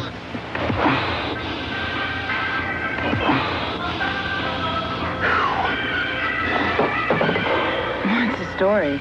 Are you too drunk to This has never happened. All right, you go back to your motel. I want to emphasize that this has never happened. What did you do with your clothes? Okay, 117 at WIOD. How slick was Willie? Anyway, we have an open line at Dade, 751. We got 45 of them in Broward, 524-9463, 524. Any other complaints, okay? Anything else that we talk about that you find boring? Like the Pet Shop Boys, like 3T, like The Young and the Horny, like hockey, like Maurice Ferre, like Joe Carroyo. What else is it that we talk about that you find boring besides everything, all right? Like Italy, like the real Dagos, like the make-believe Guidos in New York. Let's find out about everything it is. Let's get it all out here on the table and potchkey around with it. By the way, speaking of getting stuff out on the table, thank you profusely to somebody who faxed me this thing from the assholes that run Miami International Airport. We're making big changes in parking. Yeah, thanks a lot. After the fact, they come up with this. We're making big changes. September 4th and 5th. On the morning of September 5th, it'll be completed. And when you come back, if you've been out of town on these dates, you won't know where your car is. Because there's no more like parking garage 3 and 5 and 2. Now it's like Dolphin Garage and Flamingo Garage. That's it. And just look on the thing there on the signs to see which airline you're in, whether it's Dolphin or Flamingo, and you're in the ballpark. And then it goes on and on and on and pages and pages and pages. I'm going to tell you something, you assholes in Dade County that put this thing together, you got to be the dumbest bastards in the history of the human race. Why didn't you put this information out to people who were parking there in the days preceding this so that when we knew, we would know when we were coming back to the airport that our parking ticket didn't mean anything anymore? that there would be no more 2J or 2K or 2 this or 2. Oh, sorry, Rick. Oh, jeez. But hey, that would have been too easy, and it would have, stopped for a lot of consternation and aggravation. Here's a lady in Miami. Hello. Hello? Yes, ma'am. Neil Rogers? Yes, I am. Long-time listener, first-time caller? Great. Earlier we were talking about that Hurricane Hortense bitch. I don't know. I am truly convinced that Channel 7 is obsessed with devastation and chaos and everything. That's what they live for. They're obsessed with it. Right. It's like they want the hurricane to hit us. Right. Because they know it's going to be a big story. Right. And then these crazy people are going to go out and empty Winn-Dixie and Publix and everything else. All the water, all the batteries, right, all the candles. And try to return everything. All the canned goods, right, then try to come back the next day and say, we didn't want this in the first place, we want our money back. And then no hurricane's going to hit. Right. I mean, you got it. That Bill Kamal, he's like, it's not going to hit, but we still have to be careful. Don't pay any attention. Don't pay any attention to her. She's a wild woman. That Bill Kamal. Forget about her. Well, Neil, I'm out of material. Okay, don't but just. Can I call somebody a douchebag? Sure. Rick Sanchez, you are a dripping douchebag. Oh, okay, pal. And Neil. Yeah. If you want to check out some hot guys, yeah. Check out General Hospital. Who's on there? That's good. There's Jason and Jax. They're hot. They're hot. They're hotter than Guiding Light. Do you ever watch Guiding Light? Yes, I watched it a few years back. No, I'm talking about now. No. You got to check out Jay and Hart and Zach. Zach. If you check out Zach, you will never go back to General Hospital. Trust me. Check out Channel 10. Check out General Hospital. Okay. You check mine out, and I'll check out yours. Sure. Okay. See ya. But we're talking about soap operas again. It's boring. Nobody watches soap operas. Right. Even if people are only watching soap operas because they want to see the nubile young bodies on there, there are lots of people, millions of them, that are sneaking a peek, okay? Mr. Hotshot, Mr. And then when I ask the guy, what do you want to talk about? Well, I don't really have too much material. No crap. No kidding. What a shock. You don't have anything you want to talk about. You're just another professional malcontent. You're another one of these guys that makes life in this town such a picnic, such a stinking pleasure, and makes it so great to come in every day and talk to such pleasant, happy people. Here's Virginia Key. Hello. Hi, Neil. How you doing? Pretty good. I know I would say welcome back, but I know it probably would be a lot better to have fallen on a hot needle once you got off the airport here on your head. Yeah. So how were the men in Italy this time? How were they? Yeah. They were the same as always. Yeah, you always crow about them. You say that the men there are great. The men down here, they're just very superficial, and it's like beach, beer, and weights, and that's about it. Oh, you left the drugs out. Yeah, alcohol, same difference, I guess. Yeah. But You won't see any drunks in Italy, I'll tell you that, at least not in Rome. You won't see anybody drunk. There's no drinking age. There's none of that crap. Oh, we can't have things to be too free. Yeah. Also, did you ever see the movie with Dennis Hopper and Christopher Walken, where they're discussing the Sicilians? He's asking if he's part eggplant because he's Sicilian. No. True Romance. You haven't seen True Romance? No. You like that? It was a funny scene. That is a classic scene. Okay. Classic scene. Anyway, I have to agree with the last caller. Rick Sanchez, you are definitely the douchebag. Okay, pal. Have a good day. Arrivederci. Okay, that opens up the datelines. We're down to like a precious couple of calls now, which means I guess that opens up the way for Luis Miguel. It's about a 4.5-minute cut. That's Sueña. Boy, do I like that from his new album. Do I like that? A lot, I'll tell you right now. And that's another thing probably boring to that guy. You don't want to hear Enrique the Greasiest. He sure don't want to hear no Luis Miguel. What is it that they do want? I've been asking that for 20 years. They don't know. They're actually perfectly happy, but they like the ambiance. They like the atmosphere of the malcontents, of bitching and moaning and screaming, and it fits right in like a rubber glove. 123 at WIOD. We got a little pretty mail thing. The station that delivers presents Got a live one there. a Deliverance Weekend. All weekend long, you can qualify by winning video cassettes of the movie Deliverance. What is it you require? We require that you listen to the radio all weekend long. Don't say anything, just do The grand prize winner will be flown to Dothan, Georgia for a canoe trip for two down the Cohulawasi River, including accommodations in beautiful Hendrie. It's easy to win. Now let you just drop them facts. Just take them right off. They're painted. Take them off. Simply be the 10th caller every time you hear Ned Beatty squeal like a pig. It's a Deliverance Weekend, all weekend long. From a station that gets you where it hurts. Q95. 128 at WIOD. Deliver us from temptation so we don't have to go to Aintree. We have 48 open lines on the line on the thing right now. Just wait till the Paxson people take over. We have 6,000 phone lines. Man, there'll be no waiting. Here's a mobile in Boca. Hello. Hey, Neil, how you doing? Pretty good, pal. It's your friend Steve. I haven't called you in a while, but you were, screaming before about Dave the cop calling, and I figured I'd give you a call. What does that mean? How you doing? It's Steve, your friend. Yeah, I know who it is. Steve, the tile guy. Yeah, what's happening? Not what's too much? What's the matter? You mad at me? Your tile all popped up or something? I never said that, but now that you mention it, no, it's okay. Oh, good. It's just a little schmutzy, though, but it's okay. Yeah, it's a textured tile, so you got to clean it. Hard to keep that thing clean, man. You made a lot of work for me.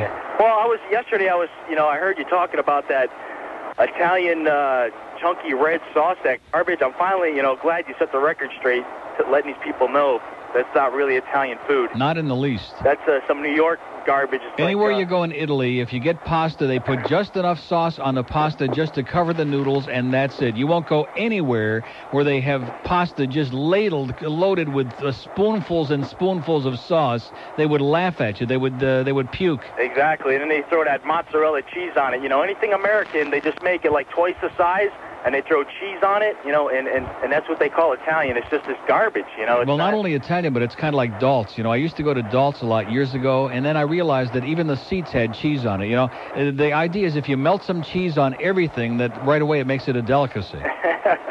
Exactly. The Cheese Palace. So, Rick, they're moving to the afternoon, huh? Right. See, I prefer that. I like that. I want it back to the old ways. Believe it or not, I didn't mind like Ranieri in the morning, you in the afternoon, Rick and Suds. I mean, you and right. Well, yeah. See, during those days, that's when they broke the radio station. We had everything going great. Ranieri, whether you liked him or not, he had a good audience. He had a good following. He had a lot of business on that show. Everything was going fine. I was kicking ass. Rick and Suds had real good numbers in the afternoon. Everything was going along fine. Then they broke the station, which is years ago now, and they never could figure out how to fix it. So now they blame it on us and they sell the damn place. Yeah, was that boy Gary at the time? Yeah. Yeah. And he had Randy at night, too. I mean, it was perfect then. They should have just left it alone. Yeah, they can't do it. They can't. They got to meddle with success. They got to screw with it. I mean, Ron and Ron, they're okay, for like the first month or two. But then you get tired of listening to the same, it's the same old crap every morning, body shots, and that Fez guy. And, they're all right, but yeah. they're no Neil Rogers. That's for damn sure. All right, Neil. Well, we'll see what kind of act they bring this time. I don't know. Who knows? Keep up the good work, man. So how you doing? You married yet or what? No, hell no. Now we're still together. We're living together. We're doing good. We're doing real good. Yeah, we're hanging in there. It's hanging in there, huh? Yeah. Instead of going out and partying now, I got to go out and buy couches and paint and all this other crap that I don't need or want really. But I guess I got to stop sometime. Hang in there, Steve. All right, deal. Okay. Bye. See ya. Well, I'm not sure what to say at that point. It sounds like it's that time of life, when you're no longer free, when you're tied down, when you tie it on. We have 2 open lines in Broward if you're interested. If not, that's okay, too. 524-9463, 524. You see, one of the things, I keep thinking of that guy because he, to me, epitomizes between him and that little punky kid, that mulatto kid on the elevator at the airport. What are you smiling about? I didn't say mulatto before on the air. I'm going to say it now because I think that there was some symbolism involved there. Some little smart-ass kid. Stupid! Which I should have just kicked the snot out of that kid. And his father was a little quizzling anyway, so, probably between the two of us, we could have taken care of him. But that's beside the point. What is the point? The point is that that guy just really sends me. People like him. There's so many of them out there just professionally unhappy. And the point that I was starting to make like 2.5 minutes ago was that the miracle of this show is that it's been as successful as it is when you consider the fact that most of the things that I care about, most of the things that I talk about, most of the people in this town don't care about. And they still listen. In fact, maybe that's why they do listen. Because they can hear all the other pedestrian crap anywhere. They can hear about Bridget with the big boobs. They can hear all the same stuff all over the place. They can hear that anywhere. But they won't hear anything that they hear on his show anyplace else. And so they're like infatuated with it. They're obsessed with it. I've been back in town for 2 days, and you would think that the world came to an end. Everywhere I go these last 2 days, to the supermarket, I'm driving on a highway. People are like high-fiving and waving, and I mean like an outpouring of emotion, like, thank God you're back. People who ordinarily would shine me, who would have ignored me before, now all of a sudden after a 10-day divorce, separation, whatever it was, wow. We didn't realize how boring it really was here until you took off again. 2 open lines in Broward where it's really boring. 524-9463, 524-OLD. Now what is that? Are you serious about that? Yeah, well, he is. Larry! Yes. This isn't Larry Glick. Let me check. Wait a minute. Yes, it is, Neil. Well, let me check. How's the lemonade stand? Holy mackerel. How do you remember that? You're not from Boston, are you, Neil? This is Larry Glick. That's right. From WBZ. Right. You know what happened? I was listening to you on the way up, Neil, and I was traveling someplace, and you mentioned WBZ and Carl DeSouza. Right. It rang a bell. And then this afternoon, I just arrived home, and Peter Casey, who's the program director at WBZ, invited me to 75th anniversary of WBZ, September 19th. So I said, I have to call Neil Rogers and say hello. Are they going to bring Carl DeSouza's body in for it? Yeah, wouldn't surprise me. Yeah. Do you know what the last time I talked to you? No. This you'll never remember this. I was managing a station and I was also on the air, WTPS in Kalamazoo, Michigan. Right. This is 1969, so that's 27 years ago. And I called you up on the air. I don't even remember. It had something to do with the lemonade stand. And I talked to you on the air. That's 1969, 27 years ago. That's been a memory. I have to give you a round of applause. Wait a minute. And he's still doing the same. 27 years ago. You know something? I got to tell you, seriously, I'm not just stroking you, but when you were on that station back in those days, that WBZ at that time, during that era, was one of the great stations in the history of our industry. Well, I enjoyed it. You had Jefferson K. What was his real name? Morris Schwartz. Morris Schwartz. Right. Good Jewish boy. Right. You had Bruce Bradley. Right. You had Dave Maynard, who is still there, isn't he? He's still there. Yeah, I just asked about him, yes. He's 150 years old. He's still there. They had Carl DeSouza in the morning, and you were doing that overnight shtick. And, man, that show was more fun than a barrel of monkeys. And, of course, you had that big signal at nighttime. We could hear you in Michigan, hear you all over the damn place. Yeah. And that was great. And then, of course, you wound up like almost everybody else in the business getting screwed over. Oh, no. Everything was... I have no complaints. But what happened? You left BZ... I'm down here in Boca Raton now. I'm retired. But you left BZ and you went to HDH, right? You son of a gun. You know what's happening. Hey, I lived in Boston for 2 years in the early 60s. You were on the air then. Yes, at MEX with Jerry Williams. Jerry Williams, with whom I worked in 1970 and 1980 at WNWS down here. Jerry was down here for a year. That's right. And you were on the air, and then you went to HDH, and then they decided they wanted to pay you off to sit on the beach for a year or something like that. What son of a gun. You're on the ball. That's right. What year was that? Let me see. In 88, I think, around And so what happened after that? Well, they gave me a 5-year contract. It was very lucrative, so I took it. I was going to retire at that time. Right. And they made me a deal I couldn't refuse, so I took it in 1 year with no obligation. They paid me the full salary. Then I worked 4 years, and unfortunately, I was worth it the first couple of years, and then the bottom fell out, and they were paying me this heavy bread, and I wasn't earning my money. But I had guilt. I had Jewish guilt. Yeah. I had Jewish guilt, taking that check every week. But then it was over. You know something? You're the only guy I could talk to who'd remember the Prince Spaghetti House in Boston. Oh, yeah. Remember that? Sure. And Brigham's? Yeah. And Joe and Nemo's? Isn't that funny? When you said you talking about the big stations, you mentioned BZ and Carl DeSouza. One little quick story about Carl DeSouza. Yeah. He was on from 6 to 9, a record show, and I was on from 12 to 6, and he was there for 40 years at that time. Right.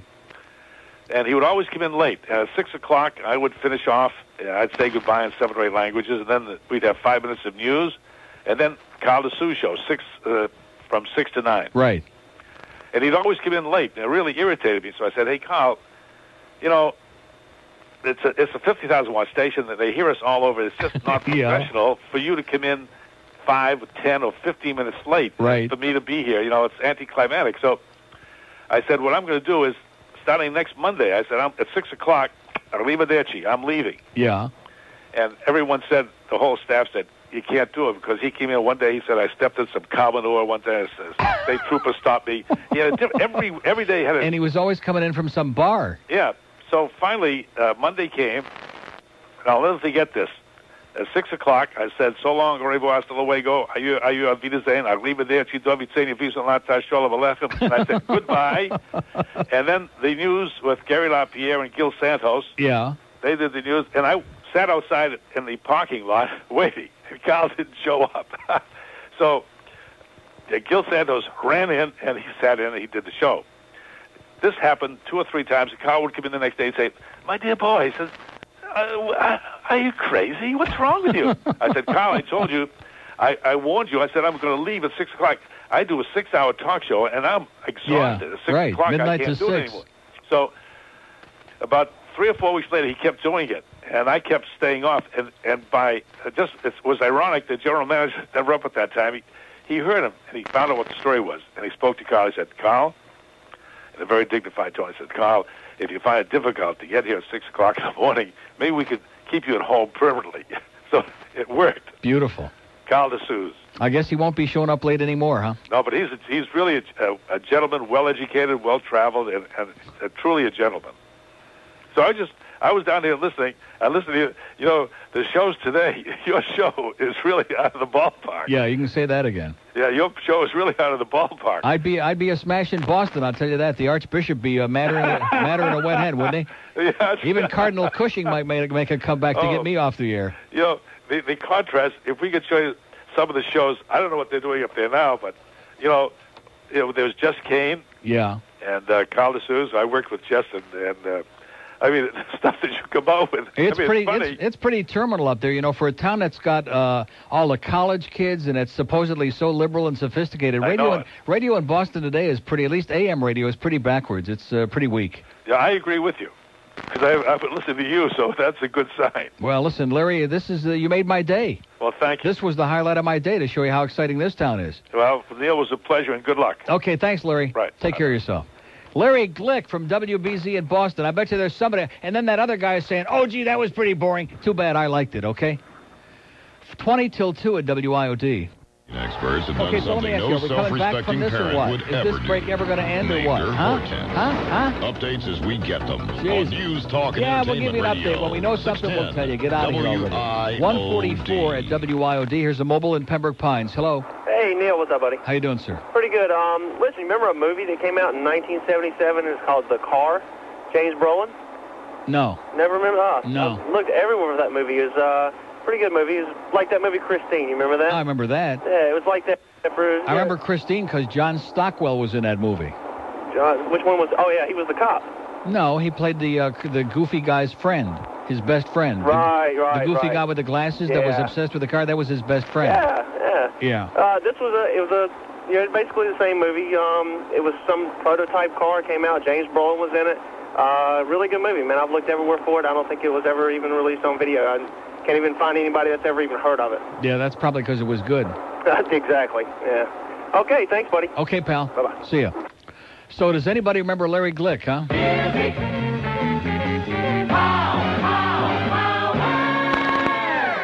See, I don't have any old WBZ jingles. In fact, the only thing they used to play, I should have asked Larry if it was Carl DeSouza's theme song, or if it was just a jingle they used to play, that Getting to Know You, getting to something bright and breezy on WBZ. That was a jingle that they had on there, and I'm not sure if it was Carl DeSouza's theme song, or if it was just one of the jingles that they played on the station. But I do like the old jingles, baby. They're the great guys to know. That's not one of the ones I like, though. Get rid of that.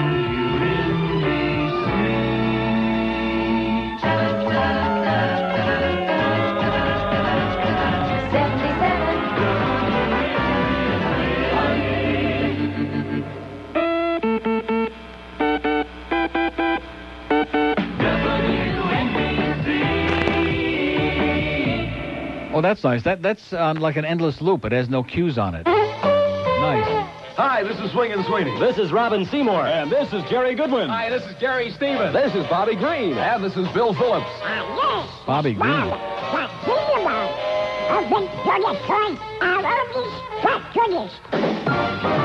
WKNR, Keener Radio.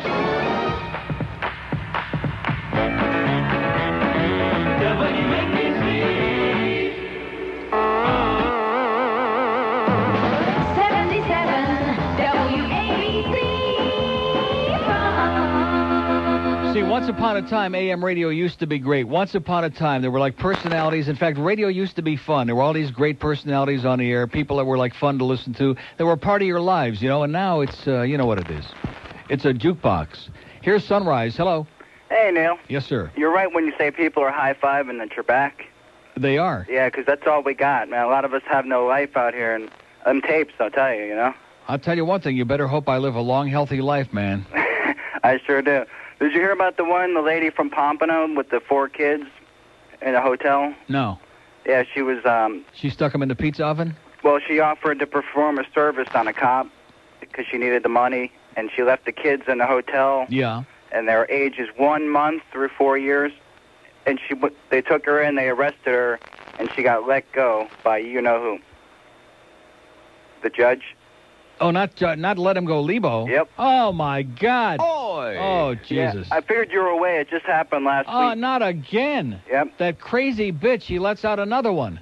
She had offered to perform on a cop for $20. And Who did, the judge? No, well, yeah, the lady. Smelly bitch. And she was white. Her husband, who was black, showed up at the station claiming the cops set her up. And yeah, right, of course. And Lebo ordered them to let her go and to undergo some sort of an evaluation. Yeah, right. It was in the paper. I think that Lebo needs an evaluation. Maybe she was a Hurricane fan. Maybe that was it. Yeah, they had a big crowd for that game last week. How many people they have there? They announced 35, but Sonny Hurst said it wasn't quite that. No, it it was wasn't that many. Like about 22 people showed up. Right. Okay, thanks for the good news, pal. Okay. Judge Lebo, she may not be good, but at least she's consistent, man. Smelly bitch. Right. I wet my pants. Okay, calm down. Here's Fort Lauderdale. Hello. You have no material. Yeah, you got no material. What do you got, a life? Have you got a life that you're listening to a show that's got no material, that's like almost over with already? Right. Here's an old codger in Miami Beach, according to George. Hello. Gone. The old codger. I guess he expired. That's it. Nice going, Pally. He croaked while he was on hold. Well, that's a good way to keep him out of trouble, huh?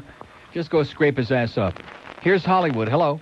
Hello. Yes, sir. Neil, I want to give you some interesting armament against some of these Bible fanatics. I was a research What student. Bible fanatics are you talking about? Oh, I don't know. The ones that call up and I don't know. I studied the Bible for many years with a research ministry. How depressing. Well, you know, you'd be amazed at what some of these people are missing when they look at this Bible.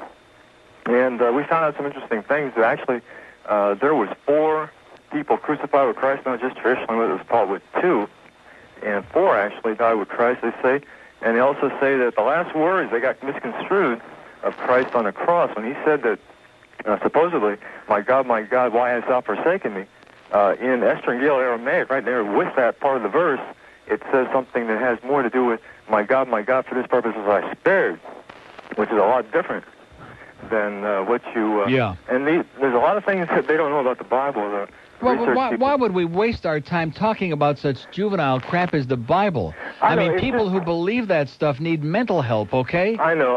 It's just that some people don't realize. No, most of the people who believe that are just pathetic, brainwashed people who are just dutiful and obedient, will never ask a question, who will never question authority, who will never think for themselves, and they're basically brain dead. They've had their brain taken away from them. It's so many times. I don't have any room in my life for people like that. They kind of make it look bad. And I was listening to one guy the other day on the television from Coral Ridge Ministries. I'm not going to say his name. Not Dr. Kennedy, not that fascist pig Dr. Jim Kennedy up there, not that anti-Semitic, homophobic, bigoted Dr. Kennedy, He was trying to introduce some information about ecology, evolution versus creation. And he was being so smart-alecky and so stuck up about his information, he was actually wrong in a couple of points that are very important. Well, consider the source, pal, and have a great day, and God bless you. 151 at WIOD. News, Talk, and Entertainment Radio. 610 WIOD. 154 at WIOD. Better grab this fast before we lose this gentleman again. Hello? And we lost him again. Hello? Hello? Neil? Yes. I know you don't like to reminisce. I heard the first broadcast of the WIOD in 1926. Yeah. You know what the call letter stood for? I can't even imagine. Wonderful Isle of Dreams. Isle of Dreams. No kidding. Right. How about that? Now, Didn't you start off with WKAT? Yes, I did, 1976. You know what his call letters, the first letters represented? Yes, Katzenstein. Yes, I do. Right. That's right, Frank And he Katzenstein. And thank you so much, sir. Okay, we should have saved that one for Phil. That would have been getting even. Let's go to, you could have had a good time with him. Here, Lake Worth is gone. What the hell's going on here? We just had like 400 calls on there. Phil Hendrie walks in the room, and they're all gone. Yeah, that's like Rick Riley now blaming me in reverse. When I come back from vacation, all of a sudden he can't get any phone calls. What the hell is that all about? Everybody's like, now they got the knife out. Everybody's blaming everybody else because you people are a bunch of deadheads. Even if we weren't here, you'd still be a bunch of deadheads. 751 WIOD in Dade. All 3 Dade lines as dead as that wonderful gentleman we just had on only moments ago. 2 open lines in Broward, 524-9463, 524-WIOD. Here's Fort Lauderdale. Hello. Hey, Neil, how you doing? Okay, sir. Happy New Year. And back to you. Isn't that coming up pretty soon? Who knows? I'm not involved in any of that stuff. Isn't that Rosh Hashanah or is that Yom Kippur? No, Yom Kippur is a Day of Atonement. That's the day when you make up for eating too much gribbiness the day before. One of those is New Year's, isn't it? Yeah, Rosh Hashanah is New Year's. Oh, okay. It's around here sometime. What day is Rosh Hashanah, George? When is it? It's Friday, the 13th. Friday? Saturday. Oh, it's Friday evening. Yeah, it begins at sundown, right? It's at Shabbos sundown, right. All right, on Friday the 13th. Friday the 13th. Boy, there's an omen. Heard you mention some Robin Seymour, boy. Yeah. And, are you from Detroit? Yeah, I remember Fred Wolf. He was a friend of mine, actually. A friend of my dad. You know Fred Wolf with the bowling show, remember that? Yeah, absolutely. Fred Wolf, of course, was a DJ on WXYZ in Detroit, which was a great radio station. They had Joel Sebastian. They had Don Z.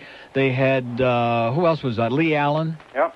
Fred Wolf used to bowl with my dad. And Fred Wolf was the morning guy on WXYZ for years, and he had a championship bowling show that was on Nationwide Network TV. He was great. Good guy. I heard you mention Dave Dixon, too, the other day. Right. Do you remember him on WABX? Sure. That was pretty good up there. Right. Wondering about the hockey game tonight.